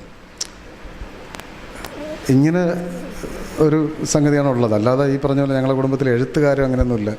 പിന്നെ ഒരു ലൈബ്രറി ഉണ്ട്, ഒരു യുണൈറ്റഡ് ലൈബ്രറി എന്ന് പറഞ്ഞാൽ നമ്മുടെ നാട്ടിലൊരു ലൈബ്രറി. അപ്പോൾ അവിടെ പോയിരുന്ന പുസ്തകം വായിക്കുമ്പോഴത്തേക്ക് നിങ്ങൾക്കറിയാം, പഴയ 80കളിൽ കിട്ടുന്നത് സോവിയറ്റ് കഥകൾ കിട്ടും. ആ തലമുറയ്ക്കെല്ലാം അറിയാം. അപ്പം ഗ്രിമ്മിൻ്റെ കഥകൾ, പിന്നെ ആ 3 തടിയന്മാരെന്നൊക്കെയാണ് സാധാരണക്ക് അറിയാം. ആ കഥകളൊക്കെ ഇപ്പോഴും നമ്മളെ ഇതാണ്. അതുപോലെ തെരോഷക്കയുടെ കഥ, പാളമീൻ കൽപ്പിക്കുന്നു ഞാൻ ഇച്ഛിക്കുന്നു എന്നുള്ള കഥ, ഇതൊക്കെ നമ്മുടെ തലമുറയുടെ ഭാവനയെ ഇങ്ങനെ മറിച്ച് കൊണ്ടുപോയിട്ടുണ്ട്. പിന്നെ ഗ്രിമ്മിൻ്റെ കഥകൾ, ഇതൊക്കെ അവിടെ ഇരുന്ന് ലൈബ്രറിയിൽ എടുത്തുകൊണ്ട് വരും. അന്ന് തന്നെ ഒരു 2 മണിക്കൂർ കൊണ്ട് വായിച്ചു തരും. പിന്നെയാണ് പഠിക്കുന്നത്. പിറ്റേന്ന് കൊണ്ട് കൊടുക്കും, വീണ്ടും എടുത്തുകൊണ്ട് വരും. അപ്പോൾ ഒരു ദിവസം ഒരു പുസ്തകമേ തരുള്ളൂ. ഇപ്പോഴാണെങ്കിൽ ലൈബ്രറിയിൽ ഏതെങ്കിലും പിള്ളേർ എന്നാൽ എല്ലാ പുസ്തകവും കൂടെ വാരി മണ്ടയിലേക്ക് നീ കൊണ്ടുവയ്ക്കുമെന്ന് പറയും. അന്ന് പിറ്റേന്ന് കൊണ്ട് കൊടുത്തില്ലെങ്കിൽ നമ്മളെ രണമാമൻ എന്ന് പറയാം, മാമൻ വന്ന് വരട്ടും. പോണ വഴിയിൽ ആ വീടുകളിലൊക്കെ വന്നിട്ട് പുസ്തകം കൊണ്ടുവരാമെന്നുള്ളതെന്നൊക്കെ ചോദിക്കും. അടുത്ത പിള്ളേർ കാത്തു നിൽക്കും. അപ്പം ഇങ്ങനെയൊക്കെയാണ് വായന വരുന്നത്. അപ്പോൾ ഒരു പരിധി കഴിയുമ്പോൾ സ്വാഭാവികമായിട്ടും നമ്മളെ വായന കുറേ കൂടെ മാറും. പിന്നെ ഈ ഒരു നോവലുകളിലേക്ക്, പിന്നെ എനിക്കിഷ്ടം ഹിസ്റ്ററി വായിക്കാൻ ഇഷ്ടമാണ്, ചരിത്രം. അതുപോലെ തന്നെ മിക്കവാറും ആ ലൈബ്രറിയിൽ ഇരുന്നതുകൊണ്ട് സകല വിഷയങ്ങളും വായിക്കും. അപ്പോൾ ഇന്ന വിഷയമൊന്നുമില്ല, ഏത് വിഷയവും വായിക്കും. അതൊക്കെ ഒരുപക്ഷെ എൻ്റെ കഥകളിൽ അങ്ങനെ ആ രീതിക്ക് പ്രതിഫലിക്കുന്നുണ്ടാവാം. പിന്നെ ഇഷ്ടമുള്ളത് ഫിലോസഫി, ഇതുപോലെ സൈക്കോളജി, ഇങ്ങനെയുള്ള സാധനങ്ങളൊക്കെ വായിക്കും. അതിൻ്റെ തുടർച്ചയിലാണ് ഇപ്പോൾ പരിഷത്തിറക്കിയ മനുഷ്യനായ കഥ എന്നുള്ള പുസ്തകം. അപ്പോൾ അതൊന്ന് എനിക്ക് കൊച്ചിലെ സ്വന്തമാക്കിയ പുസ്തകങ്ങളാണ്. മനുഷ്യനായ കഥ, പിന്നെ നമ്പൂരി അച്ഛനും ഡ്രൈവർ എന്ന് പറയുന്ന പി നരേന്ദ്രനാഥിൻ്റെ ഒരു പുസ്തകം, പിന്നെ ഒരു ബഹിരാകാശ യാത്ര എന്ന് പറയുന്ന പുസ്തകം. ഞാൻ കഴിഞ്ഞ ദിവസം കുട്ടികളെ സംസാരിക്കുമ്പോൾ ആ പുസ്തകങ്ങളെക്കുറിച്ച് പറഞ്ഞു, പരിഷത്തിൻ്റെ ഒരു പരിപാടി. അപ്പം ഈ പുസ്തകങ്ങളാണ് ആദ്യം നമ്മൾ സമ്പാദിക്കുന്നത്, വീട്ടിൽ നിന്ന് വാങ്ങിച്ചു തരുന്നത്. അത് ഇപ്പോഴും എൻ്റെ കയ്യിലുണ്ട്. എനിക്ക് ഭയങ്കര സന്തോഷമാണ് കാണുമ്പോൾ. കാര്യം അതിൽ ഞാൻ എൻ്റെ പേരൊക്കെ എഴുതി, അന്നത്തെ 4ാം ക്ലാസ്സിൽ പഠിക്കുമ്പോൾ എഴുതിയ ആ പേരൊക്കെ എഴുതി വെച്ചത്, അത് കാണുമ്പോൾ ഭയങ്കര നമുക്കെന്താണ് ഒരു അഭിമാനമാണ്, ഭയങ്കര സന്തോഷം വരും. അപ്പം അതൊക്കെയാണ് വായന. പിന്നെ കുറേ കഴിയുമ്പോഴത്തേക്ക് എഴുതണമെന്നൊക്കെ ആയിരിക്കും, പക്ഷേ കവിതയൊക്കെ എഴുതി തുടങ്ങി. കവിത എന്ന് പറഞ്ഞാൽ കംപ്ലീറ്റ് ഇന്ന് വായിച്ചാൽ ശരി വരും, അങ്ങനത്തെ സാധനങ്ങൾ. അപ്പോൾ എന്തെങ്കിലുമൊക്കെ ചെയ്യണം. നമുക്ക് എല്ലാ മനുഷ്യർക്കും ഒരു ആത്മപ്രകാശനത്തിൻ്റെ ഒരു താല്പര്യമുണ്ട്. എന്തെങ്കിലുമൊക്കെ വിളിച്ച് പറയണം, നമ്മൾ പറയുന്നത് ആൾക്കാർ കേൾക്കണം. ഇതാണ് ഒരു എഴുത്തുകാരനെ അല്ലെങ്കിൽ ഏതുതരം കലാകാരൻ കലാകാരിയൊക്കെ നിയന്ത്രിക്കുന്ന സാധനം എന്ന് പറയുന്നത് ഈ ഒരു സാധനമാണ്. ഞാനിവിടെ ഉണ്ടെന്നൊരു ബഹളം ഈ പി രാമേന്ദ്രൻ്റെ കവിതയിൽ പറയുന്ന പോലെ ഞാനിവിടെ ഉണ്ട്, നിങ്ങൾ എന്നെ ശ്രദ്ധിക്കണം, ഇതാണ് അതിൻ്റെ അടിസ്ഥാനം. ഞാൻ ഈ കഥ എഴുതുന്നതിൻ്റെയൊക്കെ അടിസ്ഥാന വികാരം അതാണ്. അല്ലാതെ ഞാൻ ഈ കഥ എഴുതുന്നു ലോകം നാളെ രാവിലെ എഴുതിച്ച് നന്നാവുന്നു, ഇതല്ല. ഇങ്ങനെയൊന്നുമില്ല, ലോകം നന്നാവുന്നത് നമ്മുടെ വിഷയമല്ല. അപ്പം ഇതിനു വേണ്ടി എഴുതുന്നു, പരാജയപ്പെടുന്നു. അങ്ങനെയൊക്കെ സംഭവിച്ച് ഒരു 8ാം ക്ലാസ്സിൽ വെച്ച് ഞാനൊരു കഥ എഴുതി. അപ്പം എന്നെ ക്ലാസ്സിൽ നിങ്ങൾ 8ലെ പിള്ളേരെ 7ലെ പഠിപ്പിക്കണമെന്ന് നിങ്ങൾക്കറിയാം, കുറേ എണ്ണം ഭയങ്കര ഹൈപ്പർ ആക്റ്റീവ് പിള്ളേരെ, ഭയങ്കര ഇന്നത് ഹൈപ്പർ ആക്റ്റീവ് ആണെന്ന് അറിയാം. അന്നത്തെ സാറന്മാർക്ക് അറിഞ്ഞൂടാ, അവർക്ക് ആകെ ഒരു ടൂളേ ഉള്ളൂ, എടുത്തിട്ട് അടിക്കും. അപ്പം എന്തോ കാണിച്ചതിന് എൻ്റെ ക്ലാസ് ലീഡർ അനിത എൻ്റെ പേരെഴുതി സാറിൻ്റെ കൊടുത്തു. സത്യൻ എന്ന് പറയുന്ന സാറാണ്. അത് കഴിഞ്ഞിട്ട് സത്യ സാർ ഇങ്ങോട്ട് വന്നിട്ട് തിരിഞ്ഞും പിരിഞ്ഞും നോക്കാതെ കൈ നീട്ടാൻ പറഞ്ഞ് 4 അടി. ഞാൻ ഒരു കഥ എഴുതിയതാണ്. കഥ എഴുതി ഞാൻ എന്തെന്ന് ചോദിച്ചാൽ അതിൻ്റെ വൈരാഗ്യത്തിൽ ഞാൻ എന്ത് ചെയ്തു, അനിതയെക്കുറിച്ച് ഒരു കഥ എഴുതി ക്ലാസ് മൊത്തം സർക്കുലേറ്റ് ചെയ്തു. അപ്പം പിള്ളേരെല്ലാം ഇത് വായിച്ച് ചിരിച്ചു, എല്ലാവരും ചിരിച്ചു, 49 പേരും ചിരിച്ചു, അനിത മാത്രം കരഞ്ഞ്. അനിത വീണ്ടും സത്യ സാർ വന്നപ്പോൾ എടുത്ത് കഥയുടെ കാര്യം പറഞ്ഞ് സാറ് കഥ എടുത്ത് വായിച്ചു, വീണ്ടും അടി, അടുത്ത 4 അടിയും കൊണ്ട്. അത് കഴിഞ്ഞിട്ട് സാറ് വിചാരിച്ച് ഇവനെ ഇങ്ങനെ വിട്ടാൽ പോരാ, ഇവനെ ഒന്നും കൂടെ ഒന്ന് ശരിയാക്കി എടുക്കണമെന്ന് പറഞ്ഞിട്ട് എന്നെ ഇങ്ങനെ ഒരു ചെവിയിൽ തൂക്കി നേരെ HMൻ്റെ അടുത്ത്, HM എന്ന് പറഞ്ഞാൽ മംഗളബായി ടീച്ചർ എന്ന് പറയുന്ന ടീച്ചറാണ്. മംഗളബായി ടീച്ചറിൻ്റെ അടുത്ത് ചെന്നപ്പോഴത്തേക്ക് ടീച്ചർ എന്ന് പറഞ്ഞാൽ എൻ്റെ അച്ഛനെ പഠിപ്പിച്ചിട്ടുണ്ട്, എൻ്റെ മുൻ തലമുറകളെ പഠിപ്പിച്ചിട്ടുള്ള ടീച്ചറാണ്. അപ്പോൾ ടീച്ചറുടെ അടുത്ത് ചെല്ലുന്നു. ടീച്ചർ അകത്ത് കയറിയിട്ട് കഥ എടുത്ത് ഇങ്ങനെ വായിച്ചു. അപ്പം ടീച്ചർ നടക്കണ കണ്ടാൽ തന്നെ പേടിയാവും, കുട്ടികൾക്കല്ല അധ്യാപകർക്കും പേടിയാവും. അങ്ങനത്തെ ടീച്ചറാണ്, ഭയങ്കര ഒരു പ്രൗഢയായ സ്ത്രീയാണ്. അപ്പം ടീച്ചർ കഥ ഇങ്ങനെ വായിച്ചപ്പോൾ ഞാൻ ഇങ്ങനെ മുഖത്ത് ഇപ്പോൾ അടി കിട്ടും കിടി കിട്ടും എന്ന് പറഞ്ഞു.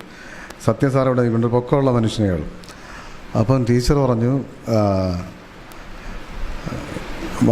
ഇങ്ങനെ അവിടെ വാന്ന് പറഞ്ഞിട്ട് തോളിലൊക്കെ തട്ടിയിരുന്നു, കഥ കൊള്ളാം, നീ എഴുതിയ കഥ കൊള്ളാം, പക്ഷേ ഇങ്ങനെ ക്ലാസ് ലീഡറിനെ കുറിച്ചൊന്നും എഴുതണ്ട, ആരെയും വിഷമിപ്പിക്കാനൊന്നും എഴുതരുത്, അല്ലാത്ത കഥയൊക്കെ എഴുതിക്കുമെന്ന് പറഞ്ഞു.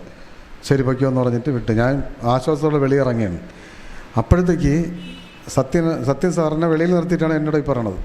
സത്യൻ സാറിനെ തിരിച്ച് വിളിച്ചു. അപ്പം എന്താണ് സംഭവിക്കണമെന്ന് അറിയാൻ വേണ്ടി നമ്മൾ തല തിരിഞ്ഞതാണല്ലോ, സ്വാഭാവികമായിട്ട് അവിടെ നിൽക്കും. അവിടെ നിന്നപ്പോഴത്തേക്ക് സത്യൻ സാറിനെ അവിടെ ഇട്ട് ടീച്ചർ ഫയർ ചെയ്യണം. ഇങ്ങനെയാണ് നീ കുട്ടികളുടെ സംസാരിക്കുന്നത്, അവൻ എഴുതിയ കഥ നീ കണ്ടോ എന്നൊക്കെ ചോദിച്ച് വരട്ടി. സത്യൻ സാറ് പിന്നെ അതോട് റെഡിയായി. 2 പാഠങ്ങൾ. ഒന്ന് എൻ്റെ പാഠം എന്ന് പറഞ്ഞാൽ എനിക്ക് ജീവിതത്തിൽ ആദ്യമായിട്ട് എഴുതിയ കഥയ്ക്ക് അടിയും കിട്ടി, അഭിനന്ദനവും കിട്ടി. അതാണ് എൻ്റെ സംഗതി. പക്ഷേ ഞാൻ വർഷങ്ങൾക്ക് ശേഷം ആലോചിച്ചപ്പോഴത്തേക്ക് അതിനേക്കാൾ വലിയ പാഠം കിട്ടിയത് ഈ സത്യൻ എന്നുള്ള സാറിനാണ്. അയാളൊരു ഏറിയാൽ 24-25 വയസ്സുള്ള ഒരു, പക്ഷേ ഇപ്പം അന്ന് TTC കഴിഞ്ഞ് പെട്ടെന്ന് ആദ്യമായിട്ട് സാറായ സാറാണ്. അപ്പോൾ ഈ സാറിനാണ് ജീവിതത്തിലെ വലിയ പാഠം. ഒരു പക്ഷേ അയാൾ പിന്നീട് പോയിട്ട് നല്ല അധ്യാപകനായിട്ടുണ്ടാവും ടീച്ചറുടെ ഈ ഒരു ഇടപെടലിൽ. ഇങ്ങനെ അല്ല എന്ന് അദ്ദേഹം തിരുത്തിയിട്ടുണ്ടാവും എന്നാണ് ഞാൻ മനസ്സിലാക്കുന്നത്. ഇങ്ങനൊരു സംഗതി ഇത്രയും വർഷം 8 പഠിക്കുമ്പോഴാണ്. അത് കഴിഞ്ഞ് എത്രയോ വർഷമായിട്ടും ഞാൻ 2 തരം അധ്യാപക ദിനത്തിൽ എനിക്ക് നമ്മളെ അന്നൊക്കെ നിങ്ങളെയൊക്കെ ഒരുപാട് അധ്യാപകർ പീഡിപ്പിച്ചിട്ടുണ്ടാവും.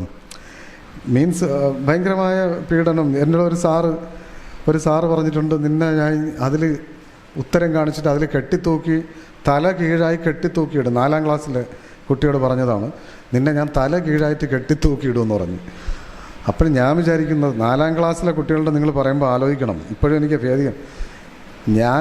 ഇദ്ദേഹം തമാശ പറയുന്നതായിട്ടല്ല ഞാൻ വിചാരിക്കുന്നത്. ഞാൻ വിചാരിക്കുന്നത് ഈ മനുഷ്യൻ ഇനി ഒരു ദിവസം എന്നെ പിടിച്ച് തല കീഴായി അവിടെ കെട്ടിത്തൂക്കിയിടും, ഞാനിങ്ങനെ നാക്കും തള്ളി കിടക്കും. ഇതാണ് എൻ്റെ മനസ്സിൽ വരുന്നത്. പ്രത്യേകിച്ച് അധ്യാപകർ, മുതിർന്നവർ കുട്ടികളുടെ സംസാരിക്കുമ്പോൾ മനസ്സിലാക്കണം, നിങ്ങളുടെ വാക്കുകളല്ല അവർ കേൾക്കുന്നത്, അവർ അത് വെച്ചിട്ടൊരു ചിത്രം വരയ്ക്കുകയാണ് ചെയ്യുന്നത്. അത്ര ഭീകരമായൊരു ചിത്രം ഞാൻ എത്രയോ ദിവസം ഈ സാറിന് കൊണ്ടുവിടണമെന്നറിയാമോ. ആ സാറിൻ്റെ പേര് ഞാനിപ്പോൾ നേരത്തെ ഒരു മഹതിയായ ഒരു ടീച്ചറുടെ പേര് പറഞ്ഞു, മംഗളബായി ടീച്ചർ. ഈ സാറിൻ്റെ പേരെന്താണെന്നറിയാമോ? പേരെനിക്ക് അറിഞ്ഞൂടാ, പക്ഷേ ഇരട്ടപ്പേരറിയാം. ഇത് നിങ്ങൾ റെക്കോർഡ് ചെയ്യുന്നതുകൊണ്ട് ഞാൻ പറയുന്നില്ല. അത് പക്ഷെ ഞാൻ നോവലിൽ എഴുതി വെച്ചിട്ടുണ്ട്. ഇങ്ങനെയാണ് നമ്മുടെ ഈ പറഞ്ഞ സ്വാധീനം. അപ്പോൾ അങ്ങനെയൊക്കെയാണ് എഴുത്തുകാരനായത്. പിന്നെ ഈ പറഞ്ഞ പോലെ എഴുത്തെന്ന് പറയുന്നത് പലരും പല രീതിയിൽ ക്ലെയിം ചെയ്യും. എൻ്റെ എഴുത്തെന്ന് പറഞ്ഞാൽ ഭയങ്കര ദിവ്യമായ ഒരു സംഗതിയാണെന്നൊക്കെ പറഞ്ഞളയും. ചുമ്മാ തട്ടിവിടുന്നതാണ്. കാരണം ഇത് ഒന്ന് നമ്മളെ ഒന്ന് അനലൈസ് ചെയ്താൽ മനസ്സിലാവും, നമ്മൾ ദിവ്യനൊന്നുമല്ല, നമ്മളൊരു ലോക്കൽ പേഴ്സണാണ്. നമുക്ക് പ്രത്യേകിച്ച് ദിവ്യത്വമായ കഴിവൊന്നുമില്ല. പക്ഷെ ഒരു പ്രോസസ്സിൻ്റെ അകത്ത് പൂർണ്ണമായിട്ട് ഇൻവോൾവ് ചെയ്യുമ്പോൾ നമുക്ക് നമ്മുടെ കുറേ ഇൻബോൺ ശേഷികളൊക്കെ അതിനകത്ത് കാണും. എന്നല്ലാതെ ദിവ്യത്വമായ സംഗതിയൊന്നും അതിനകത്തില്ല. പിന്നെ മനസ്സിലാക്കേണ്ടത്, ഒരു കഥ എഴുത്തെന്ന് പറയുന്നത് പകുതി ഭാവനയും പകുതി ടെക്നിക്കലുമാണ്. പകുതി നിങ്ങൾ ടൈപ്പ് റൈറ്റിംഗ് പഠിക്കും പോലെ പഠിച്ചെടുക്കേണ്ട ഒരു സംഗതിയാണ്, സ്കില്ലാണ്. അത് ഏറെക്കുറെ കഥ എഴുതുമ്പോഴത് ആവശ്യമില്ല. പക്ഷേ കഥ എഡിറ്റ് ചെയ്യുന്ന സമയത്ത് ആ സ്കില്ലാണ് പ്രവർത്തിക്കുന്നത്. കഥയ്ക്കൊരു പേരിടുമ്പോൾ, നിങ്ങളൊരു നല്ല കഥ എഴുതി എന്നിട്ടൊരു എന്തെങ്കിലും ഒരു ശശാങ്കൻ, ഇന്നത്തെ ഒരു കുട്ടിക്ക് നിങ്ങൾ പേരിടുന്നു ശശി അല്ലെങ്കിൽ ശശാങ്കൻ എന്ന് പേരിട്ട ഒരു കഥാപാത്രത്തിനെ സൃഷ്ടിക്കാൻ പറ്റില്ല. അതൊരു ബോധമാണ്. അതൊക്കെയാണ് എഡിറ്റിങ്ങിൽ വരുന്നത്. ഇങ്ങനെ ഒരു പകുതി കൃത്രിമവും പകുതി മൗലികവുമായൊരു പ്രവൃത്തിയാണ് കഥ എഴുത്തും കവിത എഴുത്തും ഒക്കെ.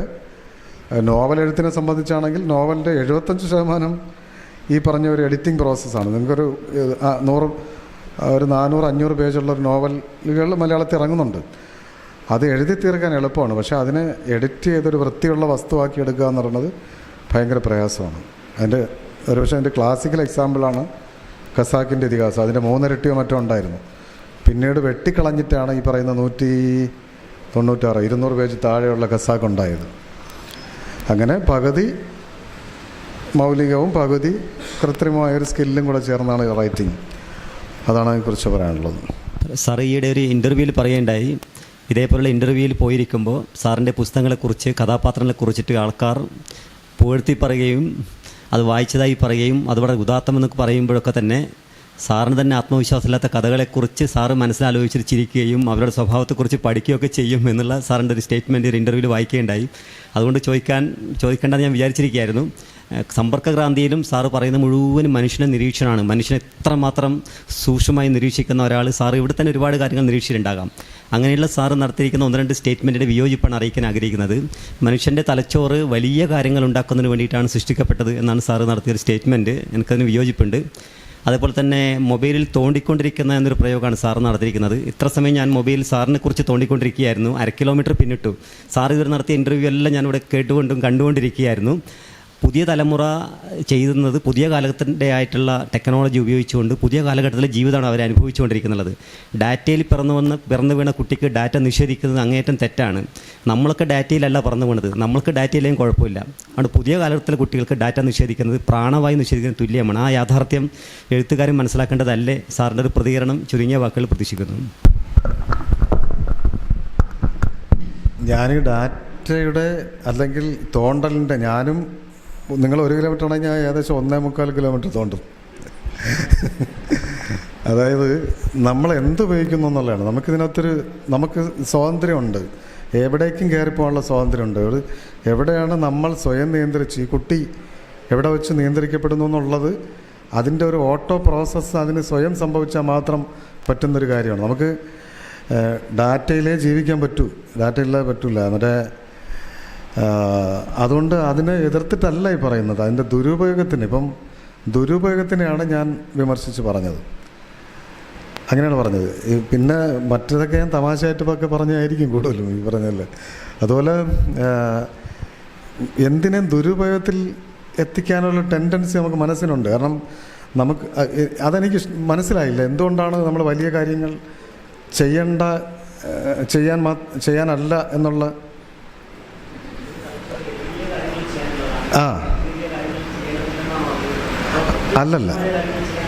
അല്ലല്ല അതെന്താണ്, സൂക്ഷ്മമായ കാര്യങ്ങളും ഈ പറഞ്ഞ വലിയ കാര്യങ്ങളും തമ്മിൽ വലിയ അന്തരമൊന്നുമില്ല.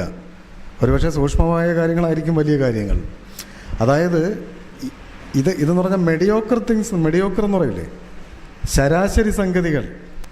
നമുക്കിപ്പോൾ ശരാശരി എന്ന് പറഞ്ഞ സംഗതി ഉണ്ടല്ലോ, അത് ചെയ്യാൻ പ്രത്യേക സ്കില്ലിൻ്റെ ആവശ്യം. അതും ആയിട്ട് കമ്പയർ ചെയ്യണം. വലിയ കാര്യം എന്ന് പറയുമ്പോൾ കുറച്ചുകൂടെ ശരാശരി അല്ലാത്ത കാര്യങ്ങൾ. ഇപ്പം ഏറ്റവും ഉദാഹരണമാണ് ഇപ്പോൾ യേശുദാസിൻ്റെ പാട്ടും ഞാനും താങ്കളും പാടുന്ന പാട്ടും. നമ്മൾ ശരാശരി പാട്ടുകാർ, യേശുദാസ് അതിൻ്റെ ഒരു ഹയർ വേർഷനുമാണ്. അത് ചെയ്യാനുള്ള സാധ്യത ഇരിക്കെ, ഞാൻ പാട്ടിൻ്റെ ഉദാഹരണം പറഞ്ഞതേ ഉള്ളൂ, നമ്മൾ ഈ ഒരു ചെറിയ സംഗതിയിൽ അഭിരമിച്ചില്ലാതായി പോകുന്നു എന്നുള്ളതാണ്. അങ്ങനെയാണ്. പിന്നെ നിങ്ങൾ പറഞ്ഞത് വളരെ കറക്റ്റാണ്. കാരണം നമ്മുടെ ജനറേഷനാണ് ഒരു ബ്രിഡ്ജിങ് ദ ഗ്യാപ്പ് ജനറേഷനാണ്, നിസ്സാര ജനറേഷനല്ല. കാരണം നമ്മുടെ മുൻ തലമുറകൾക്ക് ഈ ബാധ്യത വന്നിട്ടില്ല. ഇതിനു മുമ്പ് ഇപ്പം കാർഷിക യുഗത്തിൽ നിന്ന് വ്യാവസായിക യുഗത്തിലേക്കുള്ള ഒരു പീരീഡ് എന്ന് പറഞ്ഞാൽ ഏകദേശം 10,000 വർഷം എടുത്തിട്ടാണ് ആ ഒരു കൺവേർഷൻ നടക്കുന്നത്. 18-ാം നൂറ്റാണ്ടിലൊക്കെ ആ കൺവേർഷൻ നടക്കുന്നത്. പക്ഷേ അത് രണ്ടും ഒരുമിച്ച് തുടർന്നു പോവുകയും ചെയ്തു. അവിടെ ഒരു ജനറേഷൻ അടുത്ത ജനറേഷനുള്ള ഗ്യാപ്പിന് ഭയങ്കരമായ വ്യത്യാസമില്ല. പക്ഷെ നമ്മളെ പ്രത്യേകത എന്ന് പറഞ്ഞാൽ നമ്മളിപ്പം 70s 80s അല്ലെങ്കിൽ 60s ജനിച്ച ആൾക്കാരാണ് ഇവിടെ ഇരിക്കുന്നത്. നമ്മൾ ജനിച്ചത് പ്യുവർലി ഇൻഡസ്ട്രിയൽ ഏജിലാണ്, വ്യവസായ യുഗത്തിലാണ്. അപ്പം നമ്മൾ പഠിച്ചത് വ്യവസായ യുഗത്തിൻ്റെ പാഠ്യപദ്ധതികളാണ്. നമ്മൾ ശീലിച്ചത് വ്യവസായ യുഗത്തിൽ ജീവിക്കാൻ വേണ്ടിയാണ്. ദൗർഭാഗ്യവശാൽ നമ്മൾ വന്ന് പെട്ടത് നമുക്ക് തികച്ചും അപരിചിതമായ ഒരു ലോകത്തിലാണ് നമ്മൾ ജീവിക്കുക. എൻ്റെ മോള് സംസാരിക്കുന്ന ഭാഷ എനിക്കറിയില്ല, അവരുടെ ഭാഷ വ്യത്യസ്തമാണ്. അവർ നമ്മളെയൊക്കെ ഇപ്പം അവരുടെ കണക്കിൽ നമ്മളൊന്നും ജീവിച്ചിരിപ്പില്ല. അവർ ജനറേഷൻ ആൽഫ ആണ് എൻ്റെ മോൻ ജെൻസിയാണ്. ആൽഫ കഴിഞ്ഞിട്ട് ബീറ്റ വന്നു. ഈ ജനുവരി 1 മുതൽ അടുത്ത ജനറേഷൻ വന്നു. അതായത് എൻ്റെ മോന് ശേഷം 2 തലമുറകൾ കൂടി വന്നു കഴിഞ്ഞു. അപ്പം അത് വലിയ ചേഞ്ചാണ്. പക്ഷെ നമ്മളെ മുൻ തലമുറകളും നമ്മളുമായിട്ട് ഈ ഒരു വ്യത്യാസമില്ല. നമ്മൾ ഏകദേശം ഒരേ സംഗതിയിൽ ഒരേ പേസിൽ പൊയ്ക്കൊണ്ടിരിക്കും. ഇപ്പം പേസ് മാറി, പെട്ടെന്ന് മാറി, ഭാഷ മാറി. ഇപ്പം ആലോചിച്ച് നോക്കി, ഇപ്പം നിങ്ങൾ പിള്ളേർ പാടുന്ന പാട്ട് നിങ്ങൾക്കറിയാമല്ലോ, നമുക്കറിഞ്ഞൂടാ ആ പാട്ട്. അവർ ലൈവായിട്ട് ഫിലിപ്പൈൻസിലെ പാട്ട്, കഴിഞ്ഞ ദിവസം ഇന്തോനേഷ്യയിലൊരു പാട്ട് ഇപ്പോൾ ഭയങ്കര ഹിറ്റാണ്, പിന്നെ സൗത്ത് കൊറിയയിലെ പാട്ട്, ഇതൊക്കെയാണ് അവർ പാടുന്നത്. നമുക്കറിഞ്ഞൂടാ. അണ്ണൻ്റെ പാറ്റ എന്ന് പറഞ്ഞ പാട്ടറിയാമോ? ആ, അതിൻ്റെ നമുക്ക് വല്ലതും അറിയാമോ? അവരത് മൊത്തം പാടിച്ച് കളിക്കുകയാണ്. അതുപോലെ വേറെ ഏതൊക്കെ പാട്ട്, ആപ്പച്ചി എന്നുള്ള പാട്ട്, ആ പാട്ട് അറിയാമെന്ന് മാത്രമല്ല, ഒന്ന് നിരീക്ഷിച്ച് നോക്കി. അപ്പോഴത്തേക്ക് ആപ്പച്ചി പാട്ടറിയാം, ആ പാട്ടിൻ്റെ പാരഡി അറിയാം. അപ്പോൾ അതിൻ്റെ ഒരു പാരഡി പാട്ടുണ്ട്, റോക്കറ്റ് എന്ന് പറഞ്ഞ് ഇയാൾ കിടന്ന് പാടുന്നതും, അവന് പുട്ടിനും മറ്റേ ആങ്സാൻ സൂക്കിയൊക്കെ വരുന്നൊരു പാട്ടുണ്ട്. അങ്ങനെ ഒരു പാരഡി പാട്ടുണ്ട്, അതും അവർക്കറിയാം. നമ്മളെ കയ്യിൽ നിന്ന് പോയി, അവർ കൈവിട്ട് പോയി. ആ കൈവിട്ട് പോയ പിള്ളേരെടുത്താണ് നമ്മൾ ഈ പഴയ മറ്റേ അമ്പും വില്ലും ഒക്കെ കൊണ്ട് യുദ്ധത്തിന് പോകുമ്പോൾ അവരുടെ ക്ലാസ് റൂമിൽ ചെന്ന് നിൽക്കുന്നത്. അവർ നോക്കുമ്പോൾ നമ്മളില്ല, നമ്മൾ മരിച്ചുപോയി. അതെന്ന് എനിക്ക് തോന്നുന്നു. അത് ഇവരെ ഏജുമായിട്ടും ഒക്കെ റിലേറ്റ് ചെയ്യുന്ന എന്തൊക്കെയോ സംഗതികളുണ്ട് നമുക്ക് മനസ്സിലാവാത്തത്. നമുക്ക് മനസ്സിലാവില്ല, അതൊന്നും മനസ്സിലാക്കാൻ ശ്രമിക്കാതിരിക്കണതാണ് നല്ലത്. ചത്തു. അതെന്ന് അവന്മാരെ കല്യാണം, ജിബിൻ എന്ന് പറഞ്ഞ ചെറുക്കനെ കല്യാണം കഴിക്കാൻ നടക്കിയ പിള്ളേർ.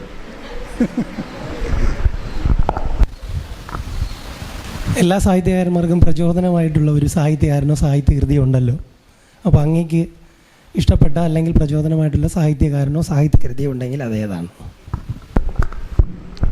ഒരുപാട് കൃതികളുണ്ട്. എന്നാലും എൻ്റെ ഒരു 1-2 കൃതികൾ പറഞ്ഞാൽ, ഒന്ന് ദസ്തയേവ്സ്കിയാണ് എൻ്റെ ഒരു പ്രധാന റൈറ്റർ. കാരമസോവ് ബ്രദേഴ്സ് അത് ആണ് എൻ്റെ പ്രധാനപ്പെട്ട പുസ്തകം. പിന്നെ മലയാളത്തിലാണെങ്കിൽ കുറേ ധാരകളുണ്ട് എഴുത്തുകാർക്ക്. ഇപ്പം അതിൽ പല ധാരകളെയും പലരെയും ഇഷ്ടമുണ്ട്. എന്നാലും ഒരു നോവലെടുത്ത് പറഞ്ഞാൽ ഞാൻ കയർ എന്ന് പറയും, തകഴിയുടെ കയർ. കാര്യം അതൊരു അതിബൃഹത്തായൊരു നോവലാണ്. മാത്രമല്ല അതൊരു നമ്മൾ ഇന്ന് ജീവിക്കുന്ന നമ്മൾ എങ്ങനെയാണ് ഇങ്ങനെ ഈ ഇരിപ്പിലേക്ക് എത്തിയത്. ഒരു 10-200 വർഷത്തെ മലയാളികളുടെ ജീവിതം, സാംസ്കാരിക ജീവിതം എന്തായിരുന്നു. നിങ്ങൾക്കൊരു ചരിത്ര പുസ്തകവും നിങ്ങൾക്ക് ഇത്രയും വ്യക്തമായിട്ട് പറഞ്ഞു തരില്ല, ഒരു ചരിത്ര പുസ്തകത്തിലും ഉണ്ടാവില്ല. ഈ ഗാന്ധി പറഞ്ഞൊരു കോട്ടുണ്ട്, അതായത് നിങ്ങൾക്ക് ഇന്ത്യയുടെ ചരിത്രം പഠിക്കുന്ന ചരിത്രകാരന്മാരെ വായിക്കാം, പക്ഷേ ഈ ചരിത്ര കാലഘട്ടത്തിൽ ഇവിടുത്തെ മനുഷ്യർ, സാധാരണ ജനത എങ്ങനെ ജീവിച്ചിരുന്നു അറിയണമെങ്കിൽ നിങ്ങൾ പ്രേംചന്ദിനെ വായിക്കണമെന്ന് പറയുന്നുണ്ട്. അതുപോലെ പറ്റുമെങ്കിൽ നിങ്ങൾ ഒരു തകഴിയെ വായിക്കണം. തകഴിയെ വായിച്ചില്ലെങ്കിൽ കയറ് വായിക്കണം. വായിച്ചു കഴിഞ്ഞാൽ നിങ്ങളൊരു MGS നാരായണനെയും ശ്രീധരമേനോനെയും അല്ലെങ്കിൽ ഇവരെയൊക്കെ വായിക്കുന്നതിൻ്റെ എത്രയോ എളുപ്പത്തിൽ എത്രയോ ഇരട്ടി വേഗത്തിൽ നിങ്ങൾക്കൊരു മലയാളി കൾച്ചർ പിടികിട്ടും. നിങ്ങൾ മലയാളം പഠിച്ചവരായിരിക്കണമല്ലോ. അതാണ് എൻ്റെ മലയാളത്തിലെ ഏറ്റവും പ്രധാനപ്പെട്ട പുസ്തകമായിട്ട്. പിന്നെ CV രാമപിള്ള, അങ്ങനെ പറയണമെങ്കിൽ ഒരുപാട് പേരെ, ഇപ്പം വിജയനായാലും ബഷീറായാലും അങ്ങനെ ഒരുപാട് പേരെ എനിക്കിഷ്ടമുണ്ട്. ഈ യെസ് മൈക്കോ ഭാഷ സാഹിത്യ ഭാഷ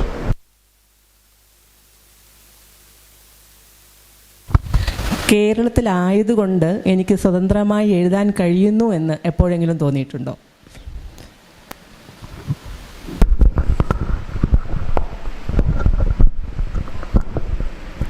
തീർച്ചയായിട്ടും അങ്ങനെ തോന്നിയിട്ടുണ്ട്. കാര്യം അതിന് നമുക്ക് ഒരുപാട് റിസർച്ച് നടത്തേണ്ട എന്തുകൊണ്ട് അങ്ങനെ തോന്നുന്നു. ഒന്നാമത് ഞാൻ വളരെ പൊളിറ്റിക്കലായിട്ട് അത്തരം കാര്യങ്ങളെ വളരെ ആത്മാർത്ഥമായിട്ടും അഗ്രസീവായിട്ടും സമീപിക്കുന്ന ഒരാളാണ്. പ്രത്യേകിച്ച് ഈ പറഞ്ഞ മതവർഗീയ സമീപനങ്ങൾ, അല്ലെങ്കിൽ ഈ പറഞ്ഞ ഫാസിസ്റ്റ് സമീപനങ്ങൾ, അധികാരം, ഇത്തരമുള്ള സംഗതികളെ അഗ്രസീവായിട്ട് സമീപിക്കുന്ന റൈറ്ററാണ് ഞാൻ. വ്യക്തി എന്നുള്ള നിലയ്ക്ക് എനിക്ക് ഒരുപാട് പരിമിതികളുണ്ടാവും, എനിക്ക് ഭയങ്ങളുണ്ടാവും. പക്ഷേ റൈറ്റർ എന്നുള്ള നിലയ്ക്ക് അതില്ല.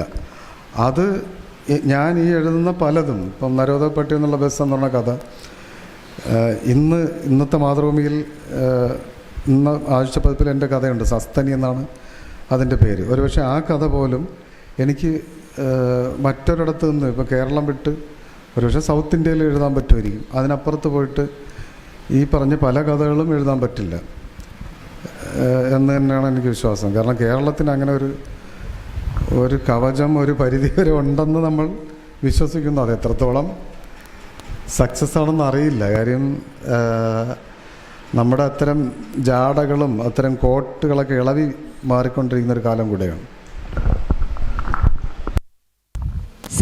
സാറിൻ്റെ ആ കഥ, ഡാലിയ മമ്മയുടെ പുഴ എന്ന് പറയുന്ന കഥ 5ാം ക്ലാസ്സിലെ ഒരു കുട്ടി വായിക്കുകയാണ്. ആ വായിക്കുന്ന കുട്ടിയോട് സാറിന് എന്താണ് പറയാനുള്ളത്? അതുപോലെ തന്നെ ആ കുട്ടികളെ പരിചയപ്പെടുത്തുന്ന അധ്യാപകനോട് എന്താണ് പറയാനുള്ളത്? അതുപോലെ തന്നെ എഴുത്തിലേക്ക് വരുന്ന താല്പര്യപൂർവ്വം ഇരിക്കുന്ന നമ്മുടെ ഒരു തലമുറ ഉണ്ട്. ആ കുട്ടികളോട് പൊതുവെ സാറിന് എന്താണ് പറയാനുള്ളത്? ഒരുപക്ഷെ നിങ്ങൾ ആദ്യം ചോദിക്കുമെന്ന് പ്രതീക്ഷിച്ചൊരു ചോദ്യമാണ് നിങ്ങൾ ഇപ്പോൾ ചോദിച്ചത്. അവസാനത്തെ ചോദ്യമാണെന്ന് വിചാരിക്കുന്നു. അപ്പം എഴുത്തിലേക്ക് വരുന്ന തലമുറയോട് ഒറ്റ കാര്യമേ പറയാനുള്ളൂ, അവർ എഴുതുക എന്നുള്ളതാണ്.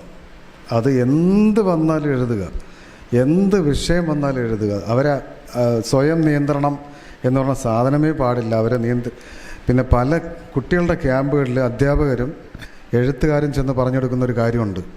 അത് എഴുത്തിൻ്റെ ഒരു തരം ദിവ്യത്വവൽക്കരണമാണ്. അതായത് ഇങ്ങനെയാണ്, നിങ്ങൾ എഴുത്തെന്ന് പറഞ്ഞാൽ ഭയങ്കര സംഭവമാണ്. നിങ്ങളിങ്ങനെ എഴുതാൻ മുട്ടുമ്പോൾ മാത്രമേ എഴുതാവൂ. ഞാനിങ്ങനെ ഭയങ്കര സംഭവം ഇങ്ങനെ ഹൃദയത്തിൽ ഇങ്ങനെ കൊണ്ട് നടക്കും. കുറേ ഇങ്ങനെ അവസാനം എനിക്ക് എഴുതിയേ പറ്റുള്ളൂ എന്നൊരു സാഹചര്യം വരുമ്പോഴാണ് ഞാൻ എഴുതുന്നത്. ഇങ്ങനെ പറഞ്ഞു കൊടുക്കാറുണ്ട്. അത് പറഞ്ഞു കൊടുക്കരുത്. കാര്യം എന്ന് പറഞ്ഞാൽ ഒരു റൈറ്റർക്ക് ആദ്യം വേണ്ട സംഗതി സ്കില്ലാണ്, എഴുതാനുള്ള കഴിവാണ്. നിങ്ങൾക്ക് വിഷയങ്ങളും കഥയും മനസ്സിൽ വരും. നിങ്ങൾക്ക് ഈ സ്കില്ലെന്നുള്ള സാധനം ഇല്ലെങ്കിൽ നിങ്ങൾക്ക് അതിനെ എഴുത്തിലേക്ക് മാറ്റാൻ പറ്റില്ല. അത് വെറുതെ ആശയം നശിച്ചു പോകും. അതുകൊണ്ട് അങ്ങനെ ഒരു ഐഡിയ കൊടുക്കരുത്. മുകുന്ദേട്ടൻ പറയാനുള്ള ഉദാഹരണമാണ്. പുള്ളി എല്ലാ ദിവസവും എഴുതുന്ന ആളാണ്. ഡൽഹിയിലായിരുന്നപ്പോൾ കൊടും തണുപ്പത്ത് രാവിലെ 4 മണിക്ക്, ഡൽഹിയിലെ തണുപ്പ് അറിയാമല്ലോ, 4 മണിക്ക് അലാറം വെച്ച് ഉണർന്നിട്ട് 4 മണി തൊട്ട് 6 മണി വരെ കൃത്യമായി എഴുതിയിരുന്നു അദ്ദേഹം. അതുകൊണ്ടാണ് മുകുന്ദേട്ടൻ ഇപ്പോഴും ഏറ്റവും പുതിയൊരു കാലത്തെ പോലും റൈറ്ററോടെ വെല്ലുവിളിക്കുന്നത്. ആ സ്കില്ലുള്ളതുകൊണ്ടാണ്. ഒരു വിഷയം വന്നാൽ പെട്ടെന്ന് എഴുതാൻ പറ്റും. ഇതാണ് കുട്ടികളുടെ പറയാനുള്ളത്. നിങ്ങൾക്ക് എന്തെഴുതാൻ തോന്നിയാലും, കവിതയോ കഥയോ ലേഖനമോ നാടകമോ പ്രസംഗമോ എന്തെഴുതാൻ തോന്നിയാലും എഴുതുക. ആരും അവരെ നിയന്ത്രിക്കരുത്, അവരെ കുറ്റം പറയരുത്, ഒന്നും ചെയ്യരുത്. അവർ കുറച്ച് കഴിയുമ്പം ക്രമേണ ഒരു എഡിറ്റിംഗ് പ്രോസസ്സിലേക്ക് അവർ വരുമ്പോഴത്തേക്ക് അവർ സ്വയം കുറച്ച് കാര്യങ്ങൾ ചെയ്യും. പിന്നെ അവർ ടാലൻ്റ് ഉള്ളവരാണെങ്കിൽ അവർ ഇത് ആയിക്കോളും. ആ സമയത്ത് നിങ്ങൾ ഭാഷയിലെ ചെറിയ തെറ്റുകളോ അല്ലെങ്കിൽ അങ്ങനെ എന്തെങ്കിലുമൊക്കെ ഉണ്ടെങ്കിൽ അവർക്ക് പറഞ്ഞു കൊടുക്കുക. ഒരുപക്ഷെ ഈ സെൻറ്റൻസ് കൺസ്ട്രക്ഷനിൽ ഈ ഒരു പ്രശ്നമുണ്ട് മോളെ, ഈ മോനെ, നീ ഇത് ഇങ്ങനെ ആക്കിയാൽ നന്നായിരിക്കും എന്ന് ചില നിർദ്ദേശങ്ങൾ അവർക്ക് പറഞ്ഞു കൊടുക്കാം. അല്ലാതെ ഒരിക്കലും എല്ലാം എഴുതി മറ്റേ ഹൃദയം നിറഞ്ഞതിന് ശേഷം എഴുതാവൂ എന്നുള്ള സാധനം അത് മാത്രം പറയരുത്. അതാണ് അതിനെക്കുറിച്ച് പറയാനുള്ളത്. പിന്നെ ഇത് വായിക്കുന്ന കുട്ടിയോട് എനിക്ക് പറയാനുള്ളത്, ഈ അവരോട് സത്യം പറഞ്ഞാൽ പറയേണ്ട കാര്യമില്ലെന്നാണ് ഞാൻ വിചാരിക്കുന്നത്. കാരണം ഞാൻ കുറേ കുട്ടികളെ കേട്ടു. കുട്ടികൾ എനിക്ക് കത്തയച്ചു, പല ടീച്ചർമാരും എനിക്ക് വാട്സാപ്പിൽ അവരെഴുതിയതൊക്കെ എടുത്ത് അയച്ചു തന്നു. അപ്പം ഞാൻ മനസ്സിലാക്കുന്നത് അവർ ആ കഥയെ ഉൾക്കൊള്ളുന്നുണ്ട് എന്നാണ്. അപ്പം ഒരുപക്ഷെ പഠിപ്പിക്കാതെ തന്നെ ഉൾക്കൊള്ളുന്നുണ്ട് എന്നുള്ളതാണ് ആ കഥയെ. പിന്നെ നിങ്ങൾ പഠിപ്പിക്കുന്നത് ഒരുപക്ഷെ അതിൻ്റെ ഭാഷയും മറ്റു കാര്യങ്ങളൊക്കെ ആയിരിക്കും. അത് നിങ്ങൾക്ക് നിങ്ങളുടേതൊരു ആസ്പെക്റ്റ് കാണാം, അത് വേറെ സൈഡ്. പക്ഷേ ആത്യന്തികമായി അവർ അത് വായിക്കുന്നുണ്ട്, അതതിന് ഒരു അവർ ഹൃദയത്തിൽ അതിനെ സ്വീകരിക്കുന്നുണ്ടെന്നാണ് ഞാൻ മനസ്സിലാക്കുന്നത്. അതവർ അങ്ങനെ ചെയ്യട്ടെ എന്നാണ്. ഇത്രയല്ലേ ഉള്ളൂ, വേറെ ഒന്നുമില്ലല്ലോ. അധ്യാപകരോട് പറയാനുള്ളത്, നിങ്ങൾ പഠിപ്പിക്കുന്നതൊരു കഥയാണ്, ഒരു ലേഖനമല്ല. നിങ്ങൾ പരിസ്ഥിതിയെക്കുറിച്ച് പ്രസംഗിക്കാനാണെങ്കിൽ അത് വളരെ വ്യക്തമായിട്ട് ഞാൻ പറയാം. നിങ്ങൾക്ക് പരിസ്ഥിതിയെക്കുറിച്ച് പ്രസംഗിക്കാനാണെങ്കിൽ പാഠപുസ്തകത്തിൽ പരിസ്ഥിതിയെക്കുറിച്ചൊരു ലേഖനം ഉൾപ്പെടുത്തുക, പരിസ്ഥിതിയെക്കുറിച്ച് പറയുക. പലപ്പോഴും സംഭവിക്കുന്നത്, ഒരു കഥ അതിൽ പരിസ്ഥിതി ഉണ്ട്, ഓക്കെ, നിങ്ങൾ ചോദ്യം ചോദിക്കുന്നത് പരിസ്ഥിതിയായിട്ട് ബന്ധപ്പെടുത്തി അതിനെ വേറെ ഏരിയ കടത്തിക്കൊണ്ടുപോകും. ഇതിങ്ങനെ വന്ന് അവസാനം പ്ലാസ്റ്റിക് നിരോധനം, മയക്കുമരുന്ന്, MDMA ദുരന്ത ഫലങ്ങൾ ഒക്കെ ആയിരിക്കും അവസാനം ചോദ്യമായിട്ട് വരുന്നത്. അങ്ങനെ വരാതിരിക്കട്ടെ. ഇപ്പം ഞാൻ മനസ്സിലാക്കുന്ന സ്കൂളുകളിൽ ഇനിയിപ്പം ഓട്ടം തുള്ളത് നടത്തിയാലും മയക്കുമരുന്നുമായിട്ട് ബന്ധപ്പെട്ട ഒരു സാധനം കൂടെ അതിനകത്ത് കയറ്റി വിട്ടു. ഇപ്പം പിള്ളേർക്ക് ഏറ്റവും ഫെമിലിയറായ സാധനം മയക്കുമരുന്നാണ്, അല്ലേ? അതിനി എങ്ങനെ റിഫ്ലക്റ്റ് ചെയ്യും അടുത്ത ഈ ജനറേഷൻ, അത് എങ്ങനെ റിഫ്ലക്റ്റ് ചെയ്യുമെന്ന് നിങ്ങളിപ്പോൾ ചെയ്യണതിൻ്റെ ഫലം ഈ ജനറേഷൻ 10 വർഷം കഴിയുമ്പോൾ നിങ്ങൾക്ക് കാണിച്ചു തരും എന്താണെന്ന്. അവരൊന്നുകിൽ കേരളത്തിൽ മൊത്തം തട്ടുകട സ്റ്റാർട്ട് ചെയ്യും മയക്കുമരുന്നിൻ്റെ.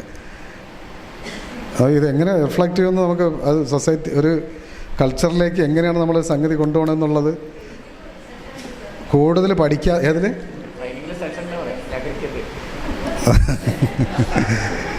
എന്തിനാണെന്നാണ് എനിക്ക് മനസ്സിലാവുക. കാരണം എന്തിനാണെന്ന് എനിക്ക് മനസ്സിലാവില്ല. എൻ്റെ കൂടെ കഴിഞ്ഞ ദിവസം PRDയുടെ ഒരു ജനപദം എന്ന് പറഞ്ഞൊരു മാസികയുണ്ട്. അപ്പോൾ അതിൽ ലഹരിക്കെതിരെ സാറേ ഇത് എഴുതി തരണം, 5 ദിവസം സമയമുള്ളൂ, പെട്ടെന്ന് എഴുതി തരണം. ഞാൻ പറഞ്ഞു എനിക്കതിലൊരു താല്പര്യമില്ല, ഞാൻ ലഹരിയൊന്നും ഉപയോഗിക്കുന്ന ആളല്ല, അപ്പം എനിക്ക് അതിലൊരു താല്പര്യമില്ല, അതൊന്നും ചെയ്യില്ല. ഇത് ഫെമിലറൈസ് ചെയ്ത് കൊടുക്കുന്നതായിട്ടാണ് ഞാൻ മനസ്സിലാക്കുന്നത്. എത്രത്തോളം ഞാൻ പറയുന്നത് ശരിയാണോ എന്ന് എനിക്കറിയില്ല. പക്ഷേ നിങ്ങൾ ലഹരിയുടെ ദൂഷ്യഫലം എന്ന് പറഞ്ഞിട്ട് എൻ്റെ മോളെ കൂടെ ഇപ്പോൾ ഒരു നാടകം അവതരിപ്പിച്ച്, ആ നാടകം കണ്ട എങ്ങനെയെങ്കിലും പൈസ ഒപ്പിച്ച് മോട്ടിച്ച് പോയി ലഹരി വാങ്ങിച്ചടിക്കാൻ തോന്നും. കാരണം മറ്റവൻ ഹാപ്പിയാണ്, ലഹരി ഉപയോഗിക്കുന്നവൻ ഭയങ്കര ഹാപ്പി. ഈ പിള്ളേരാണെങ്കിൽ ടെൻഷൻ അടിക്കുന്നു, വടിയെടുത്തവനെ അടിക്കുന്നു, ബഹളം, അത് ഇത്. മറ്റവൻ ഹാപ്പി ആയിട്ട് കിടക്കും. എന്നെ നിങ്ങളിങ്ങനെ സന്തോഷത്തോടെ ജീവിക്കാൻ സമ്മതിക്കില്ല എന്നൊക്കെയാണ് അവൻ ചോദിക്കുന്നത്. ഇത് നമ്മൾ ചെയ്യണ പല പ്രവൃത്തികളും തിരിച്ചായിരിക്കും നമുക്ക് പണി കിട്ടുന്നതെന്ന് ഓർമ്മിച്ചോളാം. അതുകൊണ്ട് വളരെ സൂക്ഷിച്ച് കൈകാര്യം ചെയ്യേണ്ട സാധനമാണ് ഈ പറഞ്ഞ ഈ ലഹരി. അതുകൊണ്ട് പഠിപ്പിക്കുമ്പോൾ ഇത് കഥയാണ് പഠിപ്പിക്കുന്നത് എന്നൊരു ബോധം, എന്നൊരു സംഗതി മതി. അതിനപ്പുറം ഇതിൽ മണൽ മാഫിയക്കെതിരെയുള്ള പോരാട്ടവും അതിനകത്തൊരു വാത്സല്യമുണ്ട് അല്ലേ?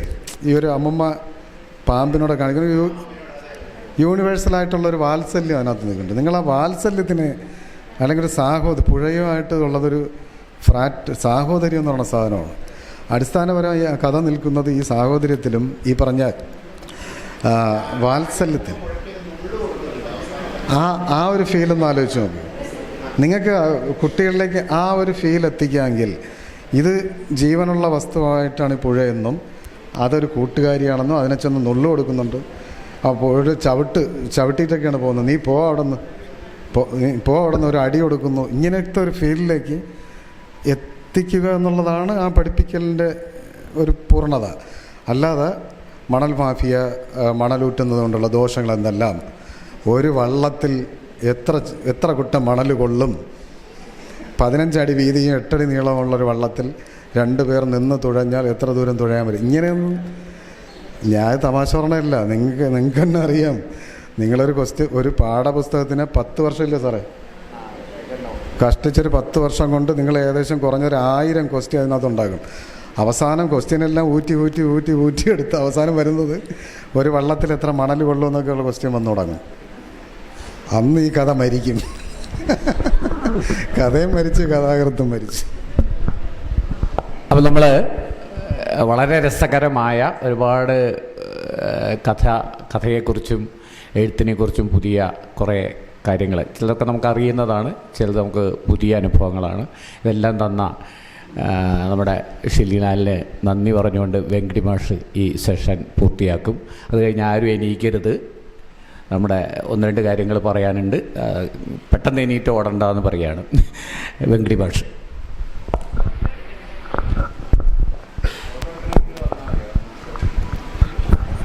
പ്രിയപ്പെട്ടവരെ, അദ്ദേഹം അവസാനം പറഞ്ഞു നിർത്തിയ കാര്യമുണ്ടല്ലോ, കഥയെ കഥയായിട്ട് തന്നെ കാണണം. തുടർന്ന് നമ്മുടെ സെഷനുകൾ, അടുത്തു പോകുന്ന സെഷനുകളിലൊക്കെ അതിനെ ആ രീതിയിൽ തന്നെ സമീപിക്കാൻ കൃത്യമായിട്ട് നിർദ്ദേശം കൊടുക്കണം. ഒരിക്കലും അത് പരിസ്ഥിതിയിലേക്ക് പോകരുത് എന്നുള്ള കൃത്യമായൊരു നിർദ്ദേശം കൊടുക്കണം. എന്തായാലും നമ്മൾ ഡാലിയ മൂവ്മെൻറ്റ് തുടങ്ങി അവസാനത്തെ ചോദ്യവും ഡാലിയ മൂവ്മെൻറ്റിൽ തന്നെ നിന്നു. അതിനിടയ്ക്ക് വിശാലമായി തലങ്ങൾ മാറിപ്പോയി അല്ലേ. നമ്മളൊരു 3/4 മണിക്കൂറാണ് പ്രതീക്ഷിച്ചത്, പക്ഷേ 1-1.25 മണിക്കൂറിനപ്പുറത്തേക്ക് നമ്മുടെ സമയം നീണ്ടു. പക്ഷേ ഒരു നീളലല്ല, നല്ല രസകരമായിരുന്നു നമ്മുടെ ചർച്ച. ആരും ഉറങ്ങിയിട്ടില്ല, സാധാരണ എല്ലായിടത്തും കാണേണ്ടതാണ്, പക്ഷെ അങ്ങനെ ഒരു വിഷയമേ ഉണ്ടായിട്ടില്ല. വളരെ നല്ല രീതിയിൽ, വളരെ ഹൃദ്യമായി, ആസ്വാദ്യകരമായി നമ്മുടെ ചോദ്യങ്ങളും അതിനനുസരിച്ചുള്ള മറുപടി. ഞാൻ തൊട്ടാൽ മാത്രമേ കുഴപ്പമുള്ളൂ.